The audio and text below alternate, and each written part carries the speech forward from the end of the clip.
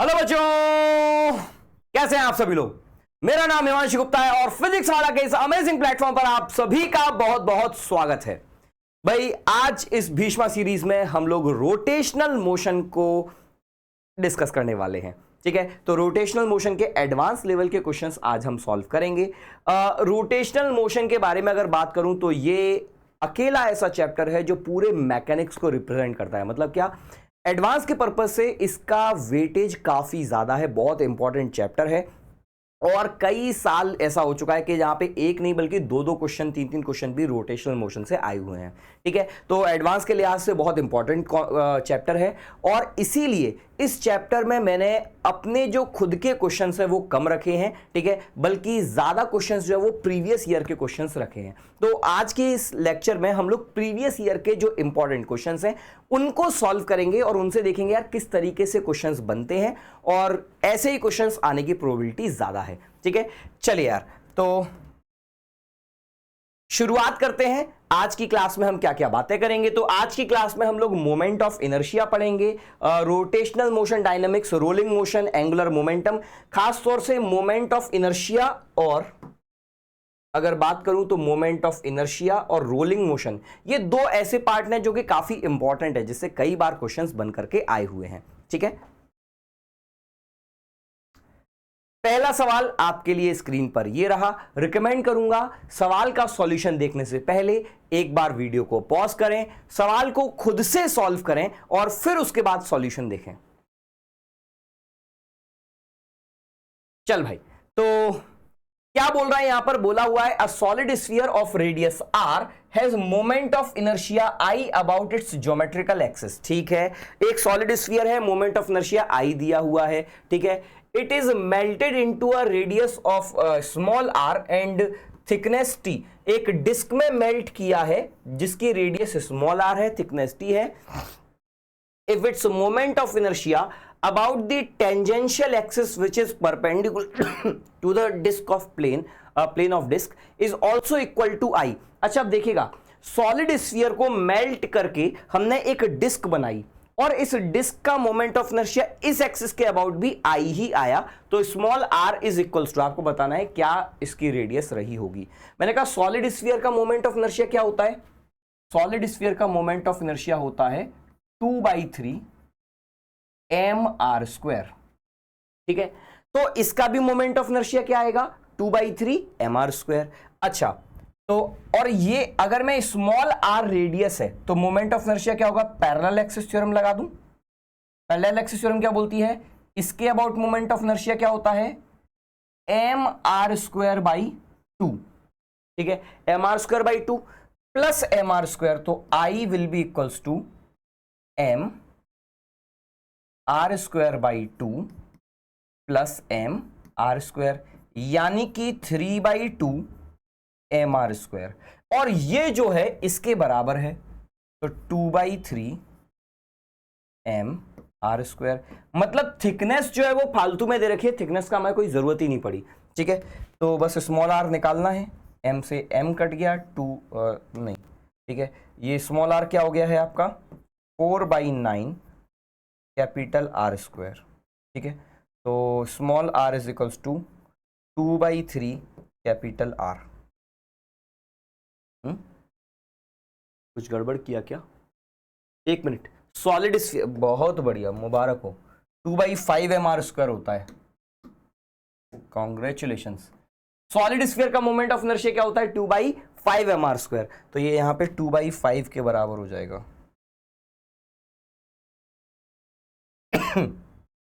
तो ये हो जाएगा 4/15, 9 की जगह 5×3 = 15 हो जाएगा। ठीक है, तो ये आ जाएगा 2/√15 capital R, 2/√15 capital R। Sorry, option A answer आ गया। ठीक है, चलिए अगला सवाल ये रहा, स्क्रीन पर सॉल्व कीजिए।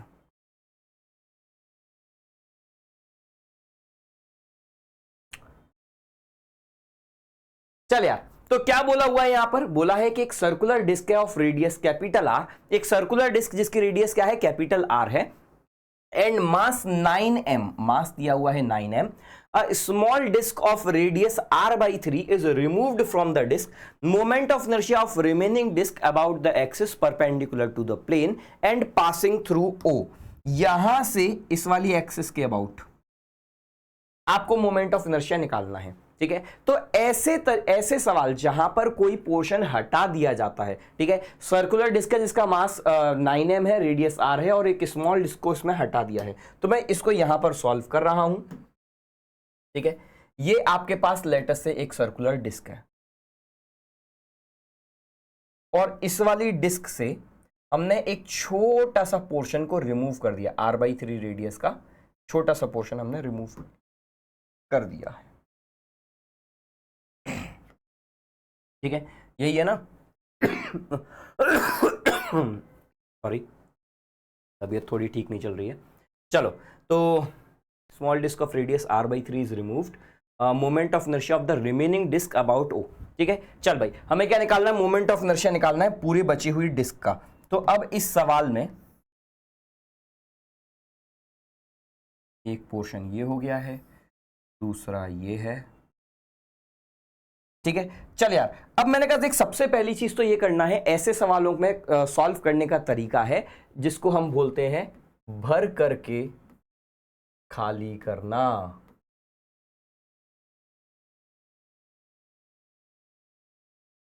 ठीक है। अगर प्रॉपर लैंग्वेज में बोला जाए तो इसको हम बोलते हैं नेगेटिव मास का कॉन्सेप्ट, ठीक है। मैं बोलता हूं भर करके खाली करना। भर करके खाली करना मतलब क्या है, मतलब ये कि बड़ा अच्छा लगता अगर यहां पर मास रखा हुआ होता। तो अगर यहां पर मास रखा हुआ तो होता ना, मैंने कहा रख दो, इसमें क्या दिक्कत है, मास रख दिया। अब देखना यार, जैसे ही मैंने मास यहां पर भर करके रखा, ये मेरा मास क्या बन गया, टोटल 9m बन गया है, ठीक है, क्योंकि टोटल मास 9m दे रखा है, रेडियस r है। लेकिन ऐसा तो नहीं है ना कि तुम भर सकते हो यार, यहां पर पहले खाली जगह थी, तो मैंने कहा अगर तुमने भरा है तो यहां पर तुम्हें क्या करना पड़ेगा, उतना ही नेगेटिव मास भी रखना पड़ेगा जितना तुमने पॉजिटिव मास रखा है। मतलब क्या, मैंने यहां पर कुछ प्लस m, कुछ यहां पर प्लस m और माइनस m रख दिया, तो इफेक्टिवली तो मैंने कुछ नहीं रखा, लेकिन वो प्लस m को मैंने किस में काउंट कर लिया, प्लस m को बड़े में काउंट कर लिया, और ये मान लिया ये क्या है, नेगेटिव मास है। अब जरा देखना, इस वाली एक्सिस के अबाउट प्लस m का इसका मोमेंट ऑफ इनर्शिया क्या हो जाएगा, तो moment of inertia will be equals to 1/2 9m into r², ठीक है, 1/2 इंटू 9m r²। अब नेगेटिव मास का मोमेंट ऑफ इनर्शिया क्या होगा, तो नेगेटिव मास का मोमेंट ऑफ इनर्शिया होगा, पहले इस वाली एक्सिस के अबाउट निकालूंगा क्योंकि इसी एक्सिस के अबाउट चाहिए ना, तो अब इस एक्सिस के अबाउट तो पता नहीं है, लेकिन इस एक्सिस के अबाउट तो पता है ना, इसके सेंटर के अबाउट, तो ये क्या है, r/3, तो 1/2 into minus m into r/3 का स्क्वायर, ठीक है। और साथ ही साथ में अब मुझे ये भी पैरेलल एक्सिस थ्योरम लगानी पड़ेगी। अगर ये r है, ये टोटल डिस्टेंस आपकी यहां तक r है, तो इसकी सेंटर की डिस्टेंस क्या हो जाएगी, ये वाली, तो ये वाली डिस्टेंस हो जाएगी कैपिटल R माइनस r/3, तो 2r/3 बन जाएगा, तो प्लस mr², m क्या है, माइनस m इंटू r क्या है, 2r/3, ठीक है। पैरेलल एक्सिस थ्योरम लगा दिया। बेसिकली क्या है, जो भी मास था उसको मैंने नेगेटिव m मान लिया, ठीक है, तो माइनस m यहां पर रखा है। अब देख, प्लस स्मॉल m को तो मैंने इसमें काउंट कर लिया, जो मिलकर के 9m। अरे देखो, पहले इसने बोला था पहले टोटल मास 9m था, जब मैंने कैविटी हटाई, जब मैंने यहां पर इसमें कुछ गड्ढा किया तो मास कुछ कम रह गया, तो भैया 9m से कम हो गया होगा। फिर जब मैंने यहां पर स्मॉल m भरा, वापस वही बना, तो वापस से क्या बन गया, प्लस 9m बन गया। अभी स्मॉल m निकाल लूंगा कितना होता है, ठीक है। चल, तो अब ये कितना हो गया, 9/2 mr², माइनस बाहर ले लेता हूं, ठीक है, और ये क्या है, 1/2 mr², तो mr² by 3 3 = 9, 9 2 = 18, minus 4 mr² by 9, ठीक है, ये कुछ हो जाएगा। अब स्मॉल m की वैल्यू रखने का टाइम आ गया, ध्यान से सुनना। मैंने कहा टोटल एरिया क्या है, पाई आर स्क्वायर, तो पाई आर स्क्वायर का मास क्या बोल रहा था, ये 9m बोला हुआ था कि टोटल एरिया का मास क्या है, pi R square. Pi R square का एरिया का मास क्या है, 9m। इसका एरिया क्या है, पाई r/3 का स्क्वायर। ठीक है, देख ये कितना हो गया, पाई आर स्क्वायर बाई 9 हो गया, तो इसका मास क्या हो जाएगा, m हो जाएगा। मतलब क्या, मैं इसको ऐसा लिख देता हूं, पाई r/3 का स्क्वायर, ये क्या है, पाई आर स्क्वायर बाई 9 है। अगर एरिया 1/9 हो गया तो मास भी तो 1/9 हो जाएगा, 9m/9 क्या हो जाएगा, m हो जाएगा। मतलब क्या, मतलब ये यहां पर मैंने प्लस m और माइनस m रखा होगा। ठीक है, तो अगर जैसी मैंने यहाँ पे कैविटी डाली होगी, 9m से क्या हो गया होगा, 8m हो गया होगा। ये मास कैविटी हटा करके 8m बचा। अब 8m और m वो तो मिलकर के वापस से 9m बन गया, और ये माइनस m रह गया। ठीक है, तो माइनस m छाप दो हर जगह, तो 9/2 mr square minus mr square by 18 minus 4 mr square by 9। LCM 18 ही आएगा। ठीक है, number 81, 81 mr square minus mr square minus 4 दूनी 8 mr square, 81 minus 9 72 mr square by 18, 18 दूनी 36, 18 चौक 72, 4 mr स्क्वायर, ये आंसर आ जाएगा। ठीक है, this is the moment of inertia, 4 mr square, option A answer आ गया। ठीक है, 2005 का सवाल है, लेकिन ऐसे सवाल पूछे जा सकते हैं, there is a very high probability. कई बार ऐसा हो चुका है, जेईई मेंस में मोमेंट ऑफ इनर्शिया के ऐसे सवाल आ चुके हैं, एडवांस में भी कई बार इस तरीके के सवाल आ चुके हैं। ठीक है, तो प्रिपेयर्ड रहें, मोमेंट ऑफ इनर्शिया एक इंपॉर्टेंट टॉपिक है जिससे कई बार सवाल पूछे जा चुके हैं। ठीक है, चल भाई अगला सवाल, ये देख, ये सवाल बहुत ही आसान सा, और आप वर्बली इस सवाल को सॉल्व कर सकते हैं। पहले सॉल्व कीजिए।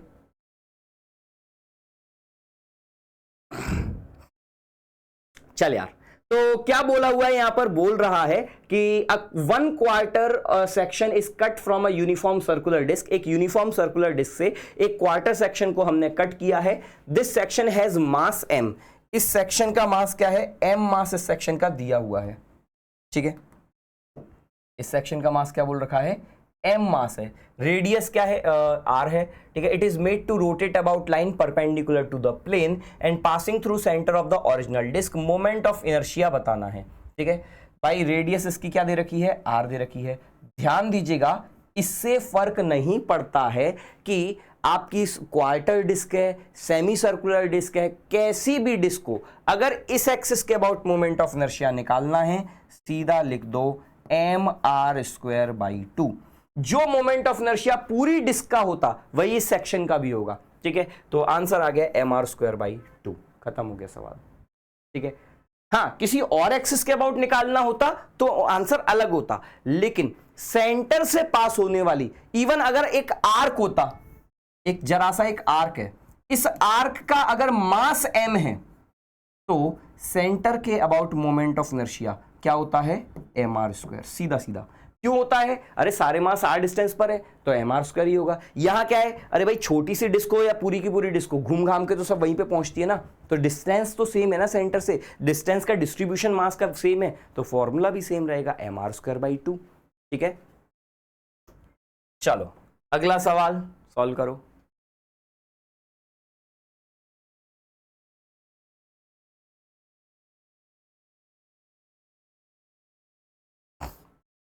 क्या बोल रहा है यहां पर, बोला हुआ है thin wire of length L, एक पतला सा वायर है जिसकी लेंथ L है, uniform linear mass density rho, is bent to form a circular loop with centre as shown, moment of inertia about the axis is. आपको बताना है कि इस एक्सिस के अबाउट मोमेंट ऑफ इनर्शिया क्या होगा। सबसे पहली चीज मैं अगर इस वायर की रेडियस r मान लूं, पहले तो मैं फॉर्मूला निकाल देता हूं, बाद में इसके सॉल्व कर दूंगा, ठीक है।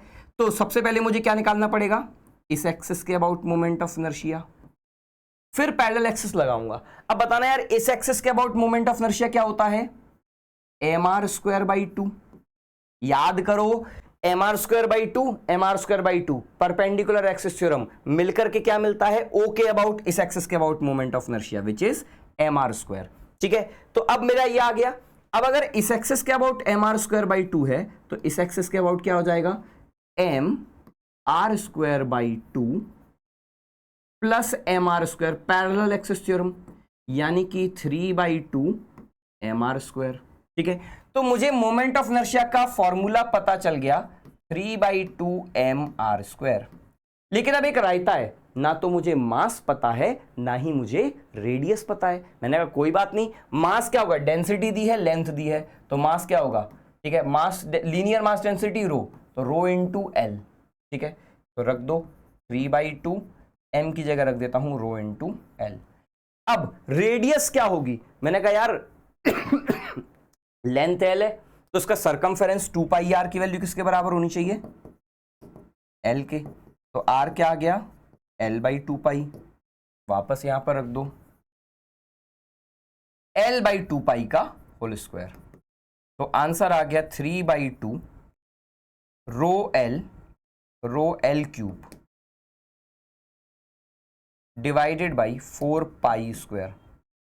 तो 3/8π² rho L cube, 3/8π² rho L cube, option D, ठीक है। कोई दिक्कत, पहले मैंने फॉर्मूले से नॉर्मल सॉल्व कर लिया, मैंने कहा आर और एम के टर्म में निकाल देता हूं, फिर मैंने कहा एम की वैल्यू क्या होगी, रो इंटू एल, आर की वैल्यू क्या होगी, दोनों वैल्यू छाप दी, सॉल्व कर दिया, ठीक है। तो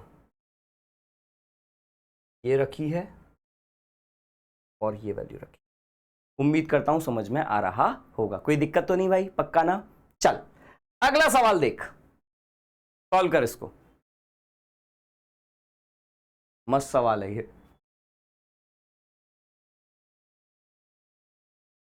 क्या बोल रहा है यहां पर, बोला हुआ है let I be the moment of inertia of uniform square plate about axis A B. A B axis के अबाउट मोमेंट ऑफ इनर्शिया क्या है, आई है, ठीक है।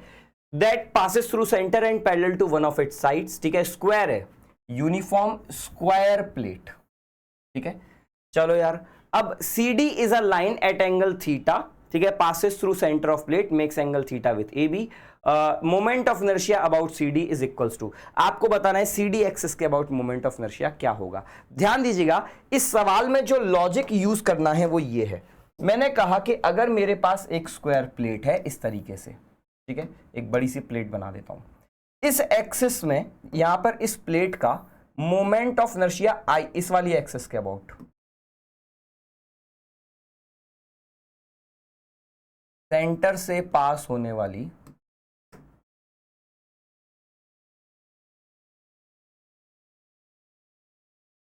हाँ ये भी, ठीक है, इस एक्सिस के अबाउट दिया हुआ है। दूसरा क्या, अब एक बात बताना, अगर इस वाली एक्सिस के अबाउट मोमेंट ऑफ इनर्शिया आई है तो ये एक्सिस के अबाउट मोमेंट ऑफ इनर्शिया भी क्या होगा, आई होगा, सिंपल सी बात है यार, क्यों, सिमेट्री है, ठीक है। और अगर ये दोनों आई हैं तो इस वाली एक्सिस के अबाउट मोमेंट ऑफ इनर्शिया क्या हो जाएगा, 2i, परपेंडिकुलर एक्सिस थ्योरम, यहां तक की बात क्लियर। अब जरा ध्यान देना, यहां पर अगर मैं कोई थीटा एंगल पर एक एक्सिस बना दूं, ठीक है, अगर ये थीटा एक्सिस थीटा एंगल पर है, लेट अस से इसका मोमेंट ऑफ इनर्शिया है आई डैश, ठीक है, या इसको लिख देता हूं I1 लिख देता हूं, ठीक, कोई दिक्कत। अब मैंने कहा यार अगर मैं इसी एक्सिस के परपेंडिकुलर एक दूसरी एक्सिस ड्रॉ करता हूं, पहली एक्सिस के परपेंडिकुलर, अगर ये दोनों एक्सिस एक दूसरे के परपेंडिकुलर हैं, इसको मैं बोल दूं I2, ठीक है। और मुझे पता है परपेंडिकुलर एक्सिस थ्योरम तो किसी भी दो परपेंडिकुलर एक्सिस के लिए ट्रू होती है। तो जैसे तुमने कहा i प्लस आई 2i, तो ठीक उसी तरीके से i1 प्लस i2 भी 2i के बराबर होगा। सिंपल सी बात है, इन दोनों एक्सिस को ज्वाइन करूंगा फिर से वही परपेंडिकुलर एक्सिस निकल आएगी। ठीक है, क्योंकि ये दोनों एक्सिस कैसी हैं, आपस में परपेंडिकुलर हैं। ये वाला भी एंगल क्या बनाएगा, थीटा बनाएगा। ठीक है, अब एक बात बताना, सेंटर से थीटा एंगल यहां पर ऊपर हो या इससे थीटा एंगल यहां हो, दोनों i1 और i2 भी बराबर हैं या नहीं है? सोचो, एक स्क्वायर क्या हॉरिजॉन्टल साइड वर्टिकल साइड में डिफरेंशिएट करेगा? अरे सर कोई फर्क ही नहीं पड़ता। सोचो, मैं इसको अगर थीटा एंगल घुमा दूं, इसको 90 डिग्री घुमा दूं, तो ये वाली साइड इसकी जगह ले लेगा, ये इसकी जगह हो जाएगा। तो जो अगर ये इधर आ गया तो ये भी तो इधर आ जाएगा। तो इसका मतलब क्या है, i1 और i2 दोनों आपस में बराबर। और अगर ये दोनों बराबर हैं तो क्या लिख सकता हूं, 2i1 is equals to 2i। तो i1 किसके बराबर आ गया बाबू, i1 आ गया i के। मतलब क्या, मतलब ये एंगल थीटा रिलीवेंट ही नहीं है। मोमेंट ऑफ इनर्शिया इसका भी i, इसका भी i। एक स्क्वायर में सेंटर से पास होने वाली किसी भी एक्सिस के about moment of inertia i ही रहता है, सेम रहता है। ठीक है, आंसर आ गया, हो गया सॉल्व। सवाल अच्छा था, सवाल आपको सोचने पर मजबूर कर देने वाला था। ठीक है, तो ये आपको थोड़ा सा इसको इमेजिन करना पड़ेगा। चल, क्लियर यहां तक की बात? आगे बढ़ूं, अगला सवाल ये रहा आपकी स्क्रीन पर, सॉल्व कीजिए।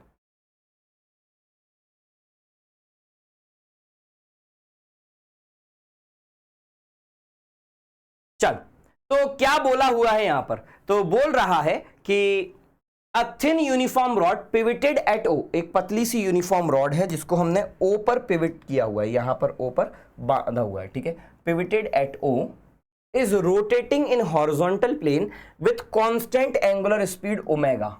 ठीक है, एक पतली सी रॉड है, ओमेगा स्पीड से घूम रही है। A thin uniform rod pivoted at O is rotating at horizontal plane.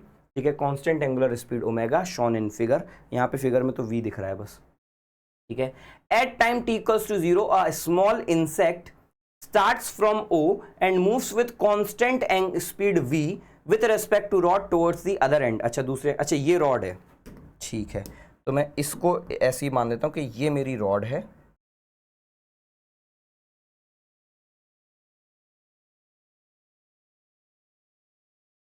ठीक है, और इसके ऊपर एक इंसेक्ट जा रहा है एक एंड से दूसरे एंड तक। ठीक है ठीक है, चलो मान लिया। It reaches the other end at small t is equals to capital T and stops. ठीक है, angular speed of the system remains omega throughout. अच्छा, एंगुलर स्पीड ओमेगा ही रहती है। Okay, the magnitude of torque acting on the system as a function of time is best represented by which plot. आपको बताना है torque का magnitude कैसा होगा। अच्छा, अब देख, मैंने कहा जैसे जैसे ये आगे दूर जाता जाएगा मोमेंट ऑफ इनर्शिया बढ़ता जाएगा। ठीक है, अगर मैं टॉर्क नहीं देता, ठीक है, तो क्या होता, एक्सटर्नल, इफ एक्सटर्नल टॉर्क 0 होता, उस केस में I इंटू ओमेगा कैसा रहता, कांस्टेंट। I बढ़ता तो ओमेगा क्या हो जाता, कम होता जाता। ठीक है, लेकिन अब क्या है, टॉर्क ओमेगा को मेंटेन करके चल रहा है। ठीक है, टॉर्क ओमेगा को क्या कर रहा है, मेंटेन करके चल रहा है। तो जितना आपका, ठीक है, अब मैं इसको लिख सकता हूं। ठीक है, टॉर्क क्या होता है, rate of change of angular momentum. ठीक है, टॉर्क क्या होता है, rate of change of angular momentum. ठीक है, अब इसको मैं क्या लिख दूं, टॉर्क। अब देख, ओमेगा तो यहां पर नहीं हो रहा है, लेकिन यहां पर आई चेंज हो रहा है, तो D by D T into omega. Omega तो इसने कांस्टेंट बोला है। ठीक है, अब तक जनरली हम रोटेशन में जितने भी सवाल करते थे उसमें कहीं पर भी आई चेंज नहीं होता था, तो इसीलिए हम क्या लिखते थे, torque is equals to I into alpha. ठीक है, लेकिन याद कर, जैसे ट्रांसलेशन में न्यूटन्स लॉज में आप क्या लिखते थे, F equals to M A लिखते थे, लेकिन जब मास वेरिएबल हो जाता था तो क्या लिखते थे, DM by D T into V relative. Same वही logic, DM by D T की जगह यहाँ D I by D T लिख दिया, वी की जगह हमने ओमेगा लिख दिया। ठीक है, तो D by D T into omega. अब अगर ये कांस्टेंट स्पीड से आगे जा रहा है तो देख जैसे जैसे इसका आई बढ़ेगा, आई अगर बढ़ेगा इसका मतलब टॉर्क भी बढ़ना पड़ेगा, ठीक है, क्योंकि यहां पर आप धीमे धीमे आई को बढ़ाते जाओगे, आई बढ़ेगा तो टॉर्क भी बढ़ेगा। तो कौन सा ऐसा टर्म है जिसमें टॉर्क कांस्टेंट हो रहा है? ठीक है, देख इसमें बढ़ रहा है, इसमें बढ़ रहा है, सब में बढ़ रहा है, कम तो किसी में नहीं हो रहा ना। अब बस ये बताना है कि यहां पे इसके बाद जीरो रहना है, ठीक है। चल तो अब क्या बोला है इसमें? अच्छा देख ये आंसर नहीं हो सकता, ये पहला आंसर मैं हटा देता हूं। क्यों नहीं हो सकता? सिंपल सा लॉजिक है, एक बार यहां पर आ गया, एक बार ये जो इंसेक्ट है, ये जो कीड़ा है, ठीक है, ये कीड़ा एक बार इस एंड पर पहुंच गया तो इसने क्या बोला है, यहां पर आने के बाद ये रुक जाता है। तो क्या है, ठीक है, with speed with respect to rod towards the other end, ठीक है, it reaches the other end the end of the rod at T is equals to capital T. Capital T पर पहुंचता है और ये रुक जाता है। अगर एक बार ये रुक गया, ठीक है, अब ओमेगा कांस्टेंट रखने के लिए कोई टॉर्क की जरूरत है? अरे यार अगर ये यहां पर रुक गया तो आई कांस्टेंट हो गया, आई कांस्टेंट हो गया, आई इंटू ओमेगा, ठीक है, तो फिर तो कोई जरूरत ही नहीं है, ठीक है, क्योंकि अगर आप फिर भी दोगे टॉर्क तो एक्सेलरेशन आएगा। तो ये नहीं हो सकता, ऐसे ही ये भी नहीं हो सकता, क्योंकि कैपिटल टी टाइम के बाद, कैपिटल टी टाइम के बाद आप कोई टॉर्क नहीं देना चाहोगे, तो ये दोनों टॉर्क दे रहे हैं, ठीक है। कैपिटल टी के जो भी आपको मेहनत करनी है वो तब तक करनी है जब तक मोमेंट ऑफ इनर्शिया आई बढ़ रहा है। जब आई बढ़ रहा है तो ओमेगा कांस्टेंट रखने के लिए देख, अगर टॉर्क जीरो होता, इफ टॉर्क जीरो, तो आई इंटू ओमेगा कैसा रहता? कांस्टेंट, ठीक है। तो अगर आप आई बढ़ाते तो ओमेगा कम हो जाता, लेकिन अगर जैसे ही आई कांस्टेंट हुआ फिर तो ओमेगा कांस्टेंट अपने आप हो जाएगा ना, फिर तो कोई दिक्कत ही नहीं है, ठीक है। The magnitude of torque acting on the system as a function of time is best represented by which plot? Okay. चलो भाई, तो अब मैंने कहा D I by D T, बस मुझे अब ये बताना है इसका प्लॉट कैसा होगा, स्ट्रेट लाइन या कर्व, ठीक है। तो कैसा निकालूं? अब मैंने कहा यार इसका मोमेंट ऑफ इनर्शिया निकालता हूं, तो मोमेंट ऑफ इनर्शिया क्या होगा? तो इस वाले रॉड का मोमेंट ऑफ इनर्शिया, ठीक है, रॉड प्लस सिस्टम का मोमेंट ऑफ इनर्शिया निकालना है, ठीक है। तो मैं यहां पर अगली स्लाइड पे निकाल देता हूं। ये मेरे पास एक रॉड है, ठीक है, इस एक्सिस के अबाउट मुझे मोमेंट ऑफ इनर्शिया निकालना है,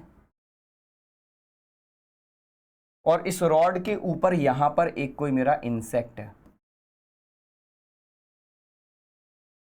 अब जरा देख, अगर ये इंसेक्ट किसी एक्स डिस्टेंस पर है तो इस रॉड का मोमेंट ऑफ इनर्शिया हो जाएगा m L square by 3 plus जो भी इस इंसेक्ट का मास है small m into x square, ठीक है, M L square by 3 plus small m into L square, ये हो जाएगा। अब देखना यार, अगर ये D I by D T निकालना है मुझे, ठीक है, तो D I by D T क्या हो जाएगा? इसका रेट ऑफ चेंज, ये तो जीरो हो जाएगा, रॉड का मोमेंट ऑफ इनर्शिया तो चेंज हो नहीं रहा, ठीक है, m वही का वही है, एक्स स्क्वायर क्या हो जाएगा? 2x dx by D T, और ये कितनी स्पीड से जा रहा है? इसमें बोल रखा है कांस्टेंट स्पीड है v, ठीक है, ये इंसेक्ट कांस्टेंट स्पीड v से जा रहा है, ठीक है।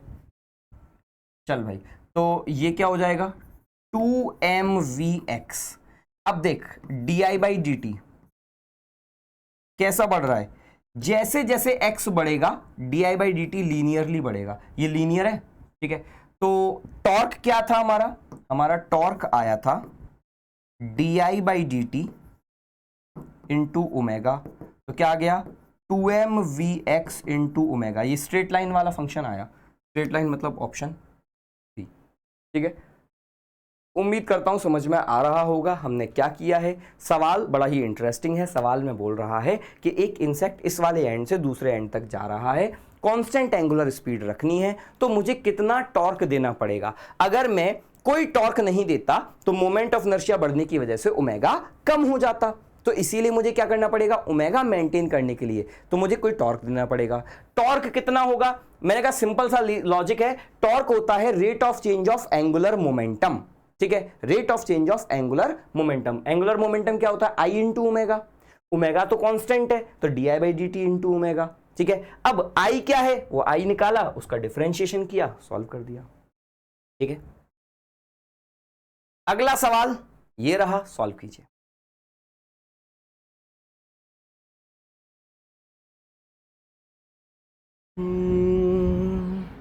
चल यार, क्या बोल रहा है इस सवाल में, बोला हुआ है a cubical block of side L, cubical block है पहली चीज, ठीक है, साइड क्या है, एल है, rest on a rough horizontal surface with coefficient of friction mu, coefficient of friction हमें यहां पर क्या दिया हुआ है, म्यू दिया हुआ है। ठीक है, अब बोल रहा है a horizontal force F is applied on the block as shown, यहां से हॉरिजॉन्टल फोर्स लगाया है, if the coefficient of friction is sufficiently high, friction इतना ज्यादा है so that block does not slide before toppling, the minimum force required to topple the block, कम से कम कितना फोर्स चाहिए जिससे कि हम क्या करें, ये ब्लॉक टॉपल हो जाए। अब जरा देख, जब ये ब्लॉक टॉपल होने वाला होगा, टॉपल का मतलब क्या है, लुढ़कने वाला होगा, तो जब ये आपका ब्लॉक लुढ़कने वाला होगा तो किस एक्सिस के अबाउट लुढ़केगा, बताना यार। अगर मैं यहां से फोर्स लगा रहा हूं तो किस पॉइंट के अबाउट लुढ़केगा, तो ये जो ब्लॉक है लुढ़कने वाला होगा तो इस वाले पॉइंट के अबाउट ही लुढ़केगा,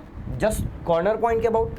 अब मैं इसको यहां पर दिखा देता हूं, ठीक है, जब हमारा ब्लॉक, ये मैं बहुत ऊपर करके दिखा रहा हूं, एक्चुअली में ये मैं बहुत ज्यादा एक्सट्रीम पॉइंट दिखा रहा हूं, एक्चुअली में क्या होगा, बस हल्का सा लुढ़कने वाला होगा, हल्का सा बस उठेगा, मतलब क्या, आप डिफरेंस ही पता नहीं कर पाओगे कि कब कांटेक्ट छूट गया। ठीक है, ये हल्का सा लुढ़कने वाला है इस कंडीशन में, तो हमें कांटेक्ट पता ही नहीं चल रहा। लेकिन अब जरा देखना यार, इस कंडीशन में जो भी mg होगा वो कहां से पास होगा, mg तो हमेशा सेंटर से ही लगता है, फोर्स कहां लग रहा है, फोर्स मैं टॉप मोस्ट पॉइंट पर लगा रहा हूं। ठीक है, नॉर्मल रिएक्शन कहां से पास होगा, अब सिंस यही एक पॉइंट ऑफ कांटेक्ट है तो नॉर्मल रिएक्शन यहीं से पास होगा, फ्रिक्शन जो है वो भी यहीं से पास होगा। ठीक है, तो मैंने कहा यार टॉर्क की जो इक्वेशन है मैं इसी पॉइंट के अबाउट लिखता हूं, इस पॉइंट के अबाउट टॉर्क की इक्वेशन लिखता हूं। अब जरा देखना, ये क्या है, टॉपल होने वाला है, तो इस कंडीशन में नेट टॉर्क क्या होगा, नेट टॉर्क 0 होगा। अब हल्का सा और बढ़ा दूंगा, हल्का सा फोर्स बढ़ा दूंगा तो नेट टॉर्क आने लगेगा। अब बता, इस फोर्स का टॉर्क क्या है, तो फोर्स का torque F into perpendicular distance, तो F इंटू एल, जितना ये क्लॉकवाइज टॉर्क दे रहा है mg उतना ही एंटी क्लॉकवाइज टॉर्क देगा, और नॉर्मल रिएक्शन ऑफ फ्रिक्शन का टॉर्क 0 होगा, तो is equals to mg into L by two, force into perpendicular distance. ध्यान दीजिएगा, ये वाली डिस्टेंस मत ले लीजिएगा L√2, हमेशा क्या लोगे, परपेंडिकुलर डिस्टेंस। तो ये फोर्स है, ये फोर्स की लाइन ऐसे ड्रॉ कर दो, इस फोर्स की लाइन से शॉर्टेस्ट डिस्टेंस क्या है, ये वाला, तो F इंटू एल, ये एक लाइन ड्रॉ कर दो, शॉर्टेस्ट डिस्टेंस क्या है, L/2। ठीक है, L से L खत्म हो गया, फोर्स क्या हो गया, mg/2, कम से कम इतना फोर्स आपको चाहिए टू टॉपल द ब्लॉक, तो mg/2 आंसर आ गया। ठीक है, चलो यार अगला सवाल क्या बोल रहा है यहां पर, तो बोला हुआ है, पहले सॉल्व कर लो यार, देख लो, जेईई एडवांस 2021 का सवाल है। ठीक है, सॉल्व कीजिए।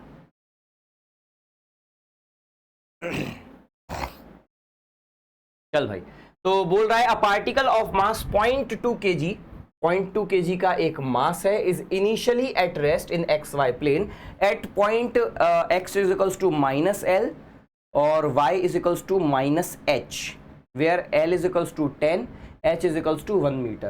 Particle is accelerated at time t is equals to 0 with constant acceleration of 10 meter per second square. ठीक है, तो हमें इसकी पोजीशन दे रखी है पार्टिकल की, ठीक है, मास दिया हुआ है, एक्सेलरेशन दिया हुआ है along positive X direction, its angular momentum and torque with respect to origin in SI units are represented by L vector and tau vector respectively, I cap J cap unit vector XYZ के along है, K cap is equals to I cap cross J cap, which of the following statements is are correct, one or more than one options may be correct, one or more than one options में B correct. तो इस question में एक या एक से ज्यादा answers हमारे आ सकते हैं। ठीक है, पहले जैसी मैंने सवाल पढ़ा, बड़ा लंबा चौड़ा सा सवाल है, बहुत सारे आई कैप जे कैप के कैप दिख रहे हैं मुझे। तो मैं एक काम करता हूं, इस सवाल में पहले डायग्राम बनाता हूं। चल भाई, तो पार्टिकल का मास क्या दे रखा है 0.2 kg। इनिशियली कहां है -L, -h। -L -L कुछ नहीं है, -10 मीटर -1 मीटर, खाली फालतू पागल बनाने के काम है। ठीक है, चल यार, तो मैं एक्स वाई एक्सिस पहले ड्रॉ कर देता हूं। लेट अस से ये मेरी एक्स एक्सिस है, ये मेरी वाई एक्सिस है। ठीक है, -10, -1, तो पार्टिकल -10, -1 हमारा पार्टिकल यहां पर है, ये रहा पार्टिकल। ठीक है, डिस्टेंस बना करके दिखा देता हूं। ये वाला डिस्टेंस है 1 मीटर, ये वाला डिस्टेंस है 10 मीटर। सिंस मैं ऑलरेडी एक्स एक्सिस बना चुका हूं, क्वाड्रेंट वगैरह सब सेट कर चुका हूं, तो मुझे अब प्लस माइनस लिखने की जरूरत नहीं है। पार्टिकल की वेलोसिटी, ठीक है, -10, 1 मीटर, 10 मीटर पर सेकेंड स्क्वायर है अलोंग पॉजिटिव एक्स डायरेक्शन। तो इसकी जो वेलोसिटी है, सॉरी, इसका एक्सेलरेशन है 10 मीटर पर सेकेंड स्क्वायर। ठीक है, ये इसका एक्सेलरेशन दिया हुआ है। यहां तक की बात डायग्राम बना करके मैंने बिल्कुल क्लियर लिख दी है। कोई दिक्कत यहां तक, कोई समस्या तो नहीं। ये जो सवाल में बोला है बस वो बातें मैं यहां पर लिखता जा रहा हूं। ठीक है, अब बात किस किस की कर रहा है, एंगुलर मोमेंटम और टॉर्क की। ठीक है, the particle is accelerated at time t is equals to 0 with constant acceleration along positive X direction. Initially rest पर है, यहां पर ये भी बोल रखा है। ठीक है, तो इनिशियल वेलोसिटी 0 है।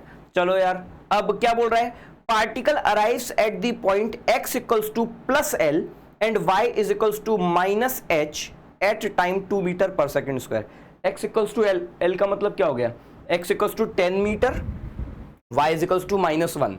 ठीक है, 2 सेकंड पर पार्टिकल पहुंचेगा। अब एक बात बताना, पार्टिकल इधर जा रहा है, ठीक है, x equals to +10, y is equals to -1, यानी कि ये वाला पॉइंट हो गया। ये पार्टिकल यहां से यहां तक कितने टाइम में पहुंचेगा? बोले यार ये रोटेशन का सवाल है, अरे काइनेमेटिक्स का सवाल हो गया यार। ठीक है, मैंने कहा s equals to ut plus half a t square कर दूं, ut plus half a t square. Displacement कितना है, अगर ये 10 इधर है और ये 10 है, सवाल में ही बोला है ना, द पार्टिकल, पहला ऑप्शन क्या है, the particle arrives at the point x is equals to L, y is equals to -h at time 2 second. मैंने देख लेता हूं, यहां पर 10-20 मीटर का डिस्प्लेसमेंट है, इनिशियल स्पीड 0 है, हाफ एक्सेलरेशन है 10 t स्क्वायर, ये खत्म हो गया, ये हो गया 4, तो t की वैल्यू आ गई 2 सेकंड्स। 2 सेकंड के बाद पार्टिकल पहुंचेगा, मतलब पार्टिकल यहां पर 2 सेकंड पर पहुंच रहा है, ये सही है। ठीक है, तो इसका मतलब स्टेटमेंट 1 करेक्ट है, मार्क कर दिया। ठीक है, चल अगला क्या बोल रहा है, torque is equals to 2 k cap when particle passes through x equals to L and y is equals to -h। Torque किसके अबाउट लिखना है, ओरिजिन के अबाउट लिखना है। ठीक है, तो टॉर्क क्या बोला है, 2 k कैप है। अच्छा देख, जब पार्टिकल कहां पहुंच रहा है, x इक्वल्स टू L और y is equals to, when particle passes through point x equals to L, y is equals to -h। जब ये पार्टिकल आपका यहां से यहां पहुंच जाता है, इस कंडीशन में यहां पर इस जगह पर इस पार्टिकल पर लगने वाला टॉर्क हमें बताना है। मैंने कहा टॉर्क क्या होता है, ठीक है, तो ध्यान दीजिएगा, मैं सिंपल सा, देख अब मैं गणित नहीं लगाऊंगा, मैं सिंपल सा क्या बोलूंगा, टॉर्क होता है, टॉर्क की 2 डेफिनेशन में लिखता हूं। पहला, फोर्स इनटू परपेंडिकुलर डिस्टेंस, दूसरा परपेंडिकुलर फोर्स इनटू डिस्टेंस। ठीक है, अब बताना यार, अगर m मास पर एक्सेलरेशन a है तो डेफिनेट सी बात है कि इस पर लगने वाला जो फोर्स होगा, इस वाले मास पर लगने वाला फोर्स इसी डायरेक्शन में होगा, m इंटू a। 0.2 शायद मास दे रखा है मुझे, ठीक है, इंटू 10, यानी कि 2 न्यूटन का फोर्स लग रहा है, कहां पे तरफ, इस तरफ। अब देख, किसी भी फोर्स का टॉर्क निकालना है, अगर तुझे किसी भी फोर्स का टॉर्क निकालना है तो फालतू की चीजों में भूल जा, R क्रॉस F और वो सब चीजें करना चाहे तो कर सकता है, मैं मना नहीं कर रहा हूं। किसी भी फोर्स का टॉर्क निकालना है तो क्या कर, ये जैसे फोर्स है, तो मैंने कहा इस फोर्स के एक ऐसा मान ले कि ये फोर्स है। अब देख एक स्ट्रेट लाइन इसी फोर्स के इसी लाइन के अलोंग जाना, ये रहा परपेंडिकुलर डिस्टेंस क्या है, ये रहा, ठीक है। तो ये रहा तेरा आर परपेंडिकुलर और ये रहा फोर्स। तो फोर्स कितना है मेरा, पहला वाला केस चल गया, फोर्स कितना है 10 न्यूटन, आर परपेंडिकुलर क्या है 1 मीटर, तो आंसर आ गया 10 न्यूटन मीटर। अब डायरेक्शन भी बतानी पड़ेगी। देख भाई ये फोर्स किस डायरेक्शन में घुमाना चाह रहा है, तो ये फोर्स घुमाना चाह रहा है आपका ऐसा एंटी क्लॉकवाइज डायरेक्शन, ठीक है। एंटी क्लॉकवाइज का मतलब होता है बाहर की तरफ, के कैप स्क्रू रूल लगा दे के कैप, तो 10 के कैप हो गया। ये तो 2 के कैप दिखा रहा है, ठीक है। कैलकुलेशन सही करी है हमने, फोर्स m इंटू ए 2 न्यूटन, अरे 10 कहां से आ गया, 2 इंटू 1 है ना,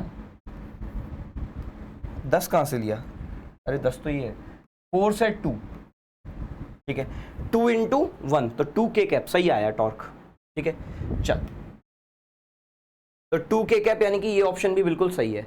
अब क्या निकालना है, angular momentum when particle passes through point L, -h। Angular momentum क्या होता है, सीधा सीधा किसी भी पार्टिकल का निकालना है mv इंटू परपेंडिकुलर डिस्टेंस, ठीक है। तो L is equals to mv r perpendicular, same वही चीज यहां पर भी करता हूं। मास क्या है 0.2, वेलोसिटी कितनी है, अब 2 सेकंड में बढ़ा रहा है तो इसकी वेलोसिटी 10 मीटर पर सेकंड स्क्वायर का एक्सेलरेशन है 2 सेकंड में, 1 सेकंड में 10 मीटर पर सेकंड बढ़ाएगा तो यहां पर इसकी वेलोसिटी हो जाएगी 20 मीटर पर सेकंड, तो 20 r परपेंडिकुलर है 1, आंसर आ गया 4, बिल्कुल सही आया। थर्ड स्टेटमेंट भी बिल्कुल करेक्ट है। और टॉर्क इज इक्वल्स टू के cap when particle passes through 0, -h। अब जरा ध्यान देना, टॉर्क पूछा है, मैंने कहा टॉर्क तो हमेशा सेम ही रहेगा, अगर फोर्स वही है, फोर्स हर जगह सेम है, देख यहां पे हो यहां पे हो यहां पे हो, फोर्स तो नहीं है, और परपेंडिकुलर डिस्टेंस हमेशा सेम ही है, परपेंडिकुलर, देख आर बदल रहा है, यहां पे आर कुछ और है, यहां कुछ और होगा, यहां कुछ और होगा, अलग अलग जगह डिस्टेंस अलग अलग है, ये आर अलग है, ये आर अलग है, ये आर अलग है, मानता हूं, लेकिन तुझे आर थोड़ी देखना होता है, तुझे तो परपेंडिकुलर डिस्टेंस देखना है, हर जगह परपेंडिकुलर डिस्टेंस सेम, तो हर जगह टॉर्क भी सेम, टॉर्क अलग अलग नहीं है। तो जो टॉर्क यहां पर होता वही यहां पर भी है, पहले टॉर्क क्या था 2 था, यहां पर भी 2 होना चाहिए, 2 नहीं दे रहा तो इसका मतलब ये गलत है, ये कुछ टॉर्क इज इक्वल्स टू के कैप लिखा है बस, ठीक है। चल भाई अगला सवाल सॉल्व कर इसको। तो क्या बोल रहा है यहां पर, consider a body of mass 1 kg, 1 kilo की बॉडी कंसीडर कर लेना, एट रेस्ट है, at the origin at time t is equals to 0, force alpha T I cap plus beta J cap is applied on the body, alpha की value दे रखी है 1, beta की value दे रखी है 1, the torque acting on the body about origin at time t is equals to 1 second is tau, which of the following statements is are true। Again question कैसा है, 1 और more than 1 options may be correct, ठीक है। एक से ज्यादा answer सही हो सकते हैं, जेईई एडवांस 2018 का सवाल है। तो पहले क्या बोल रहा है, 1 किलो का मास रेस्ट पर है, t इज इक्वल्स टू 0 पर, फोर्स क्या लगा अल्फा टी आई cap plus beta J cap. तो डायग्राम बनाओ, हमेशा कोशिश किया करें जहां तक पॉसिबल हो सके डायग्राम बना करके चीजें सॉल्व करें। पार्टिकल हमारा सीधा बोल रखा है, इसने ओरिजिन पर रखा हुआ है, 1 किलो का मास है, इस पार्टिकल पर 2 फोर्सेस लगाए गए हैं, अल्फा टी आई कैप, बीटा जे कैप, यही बोल रहा है। अच्छा अगर मास 1 किलो है, मास 1 किलो है तो फोर्स अपॉन मास एक्सेलरेशन भी यही होगा, अल्फा टी आई cap beta J cap applied, alpha की वैल्यू दे रखी है, बीटा की वैल्यू दे रखी है, मान लिया, ठीक है, अबाउट ओरिजिन, ठीक है। The torque acting on the body at about is tau, ठीक है। सबसे पहले तो टॉर्क निकालना है, कब निकालना है, 1 सेकंड पर, ओके ओके। 1 सेकंड पर, तो 1 सेकंड पर उसमें मुझे आर निकला, पता चल जाए 1 सेकंड पर ये पार्टिकल पहुंचेगा कहां पर। ठीक है, इधर इधर ऐसा है, इधर ऐसा है, धीमे धीमे वेलोसिटी आएगी, कुछ एंगल पर रहेगा, इसका मतलब कर्व्ड पाथ फॉलो करेगा, स्ट्रेट लाइन नहीं फॉलो करेगा। ठीक है, चल यार, तो मैंने कहा अगर इसका एक्सेलरेशन क्या है, फोर्स अपॉन मास 1 kg है तो फोर्स के बराबर ही हो जाएगा। ठीक है, तो सीधा सीधा लिख दूं अल्फा टी आई कैप प्लस बीटा, और अल्फा और शायद बीटा भी 1 दिए हैं, अल्फा 1 है बीटा 1 है, तो सीधा सीधा मैं यही नहीं लिख दूं T I cap plus J cap. ठीक है, ये मेरा एक्सेलरेशन आ गया। अब अगर मेरा एक्सेलरेशन आ गया तो वेलोसिटी क्या हो जाएगी,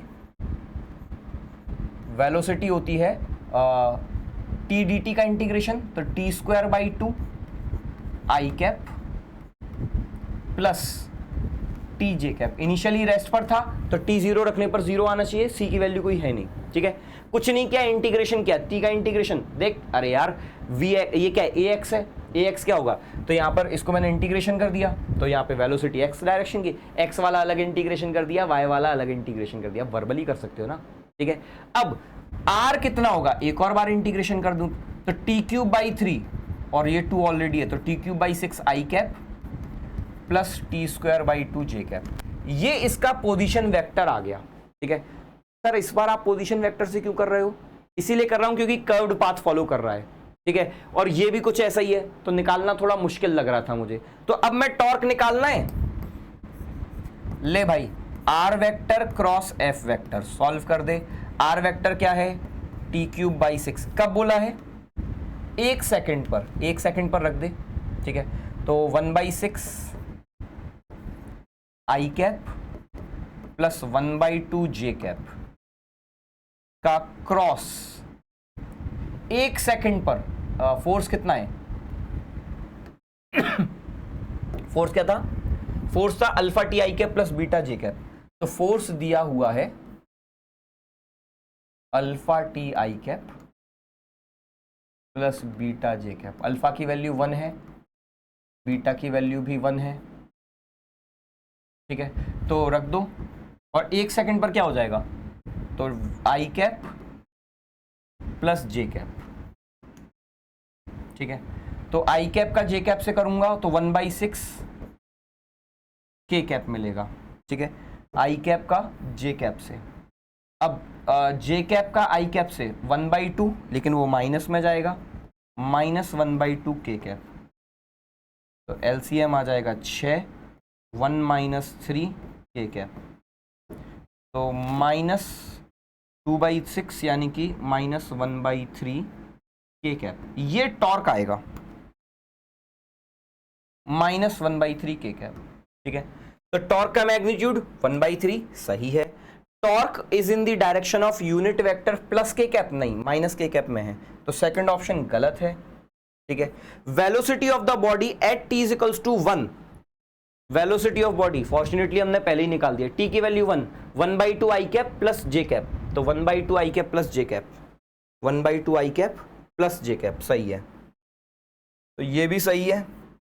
अगला क्या है, magnitude of displacement of body at t is equals to 1, magnitude of displacement, तो ये पोजीशन है, और पोजीशन जो होगी वही इसका मैग्नीट्यूड लिखना है बस। क्यों, अगर इनिशियल पोजीशन ओरिजिन है, फाइनल पोजीशन जो भी हो, तो इन दोनों के बीच का जो डिस्प्लेसमेंट है सीधा वही फाइनल पोजीशन हो जाएगी। मैग्नीट्यूड क्या हो जाएगा, 1/6 का स्क्वायर प्लस 1/2 का स्क्वायर, 36, 1 प्लस 4 9, तो ये हो जाएगा √10/6।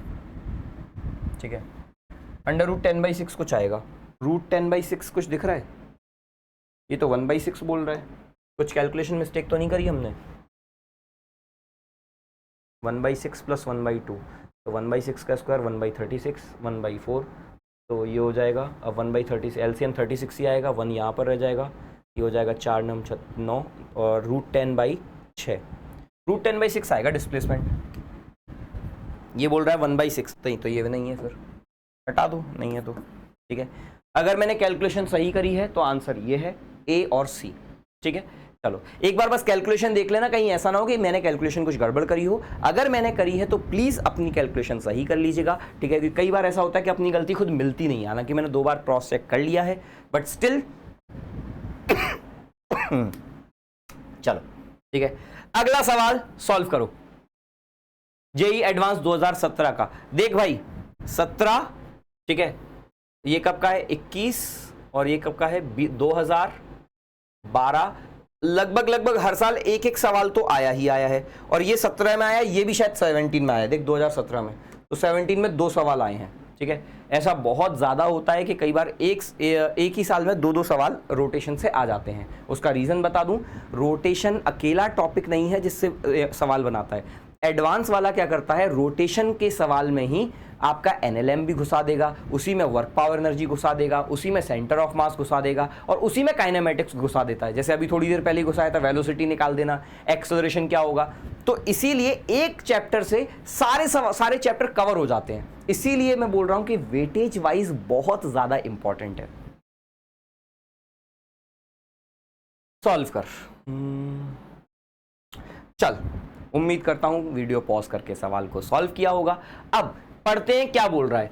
Wheel of radius capital R, एक व्हील है जिसकी रेडियस कैपिटल आर है, ठीक है, मास कैपिटल एम है, is placed at the bottom of a fixed step of height capital R. अच्छा, स्टेप की भी हाइट कैपिटल आर ही है, ठीक है।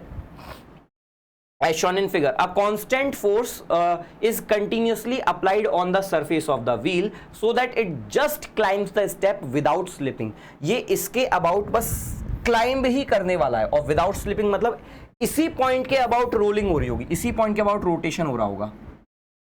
अब अगर इसी पॉइंट के अबाउट रोटेशन हो रहा है, सोचना भाई, ये ऐसे करके इस तरीके से उठ रहा है विदाउट स्लिपिंग, मतलब क्या, ये वाला पॉइंट रेस्ट पर है, ये वाला पॉइंट रेस्ट पर है, इसका मतलब क्या हुआ, इसका मतलब ये इस पॉइंट के अबाउट इस तरीके से कुछ घूम रहा है। ठीक है, चल भाई, तो इसका मतलब ये मेरा क्या हो गया, this is my centre of rotation, या आईसीआर भी बोल सकते हैं इसको। ठीक है, consider torque tau acting about the axis. ठीक है, torque about an axis normal to the plane. ठीक है, consider the torque tau about an axis normal to the plane of paper passing through point Q. अच्छा, इसी Q के अबाउट, ठीक है। Which of the following options is are correct. इसका मतलब फिर से एक या एक से ज्यादा आंसर करेक्ट हो सकते हैं, 1 और मोर देन 1 ऑप्शंस में बी करेक्ट। मैं बार बार इस चीज को भी अलग से इसीलिए लिख रहा हूं सो दैट अगर आप इसकी पीडीएफ देखें तो आपको ये बात समझ में आ जाए कि ये मल्टीपल चॉइस क्वेश्चन है, यहाँ पर एक से ज्यादा ऑप्शंस करेक्ट हो सकते हैं। ठीक है, चल भाई, if the force is applied at point P tangentially then decreases continuously as the wheel climbs. If the force is applied at point P tangentially, then decreases continuously as the wheel climbs. If the force is applied at normal to the circumference पे at point X, ठीक है, then torque is constant. शायद then यहाँ पर ही होगा, then torque decreases, ऐसा कुछ होगा। ठीक है, then torque decreases. If the force is applied normal to the circumference at point P, then torque is constant. ठीक है, if the force is applied tangentially at point S पर tangentially लगाया है, then अरे अब क्या है, but the wheel never climbs the surface. रुको, क्या बोल रहा है, then torque is not equals to 0 but the wheel never climbs the step. ठीक है, टॉर्क 0 नहीं है। अच्छा, चारों मतलब टॉर्क के बारे में ही बात कर रहा है, टॉर्क निकालना है। ठीक है, R radius mass M height R है, एक कांस्टेंट फोर्स लगाया है, ये भी चीज यहां पर ध्यान देने वाली है। A constant force is continuously applied on the surface of the wheel so that it just climbs the step without slipping. Consider torque about axis. ठीक है, इस एक्सिस के अबाउट टॉर्क ने कंसीडर करना है। सबसे पहला पार्ट क्या बोल रहा है, if the force is applied at point P पर लगाया है टेंजेंशियली, तो मैंने अगर पॉइंट पी पर टेंजेंशियली यानी कि इस तरीके से फोर्स लगाया हुआ है, ठीक है, अब क्या बोल रहा है, then torque decreases continuously as the wheel climbs. तो अगर मैं इस एक्सिस के अबाउट बात करूं, टेंजेंशियली लगाया है, जैसे जैसे व्हील ऊपर चढ़ेगा, ठीक है, तो ये कुछ इधर जाता जाएगा। अगर ये इधर जाता जाएगा, ठीक है, थोड़ी देर बाद लेटस से मैं इस तरीके से इसको समझने की कोशिश करता हूं। लेटस से ये हमारा व्हील है, ठीक है, अब थोड़ी देर के बाद ये व्हील ऊपर जाएगा तो कुछ ऐसा हो जाएगा, और ये अगर ऐसा है तो ये पॉइंट यहां पहुंच जाएगा। टेंजेंशियली लगाया है तो हमेशा डिस्टेंस तो आर ही रहेगा, तो टॉर्क कम नहीं होगा, टॉर्क सेम कांस्टेंट रहेगा, ठीक है, तो टॉर्क कैसा रहेगा, कांस्टेंट रहेगा। चल भाई, तो जरा देखना, सबसे पहली चीज मैं डायग्राम इसको दोबारा से यहां पर आपको बना करके दिखा देता हूं। ये मेरा व्हील है, इस तरीके से सरफेस है, ठीक है, और यहां पर एक सरफेस हमने यहां पर बनाया है,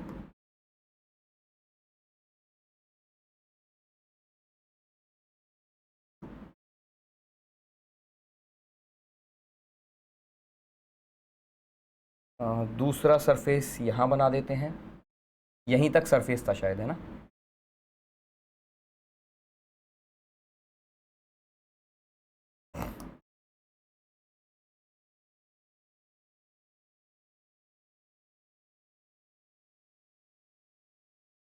और तीसरा जो सरफेस है वो सेम यहां पर है,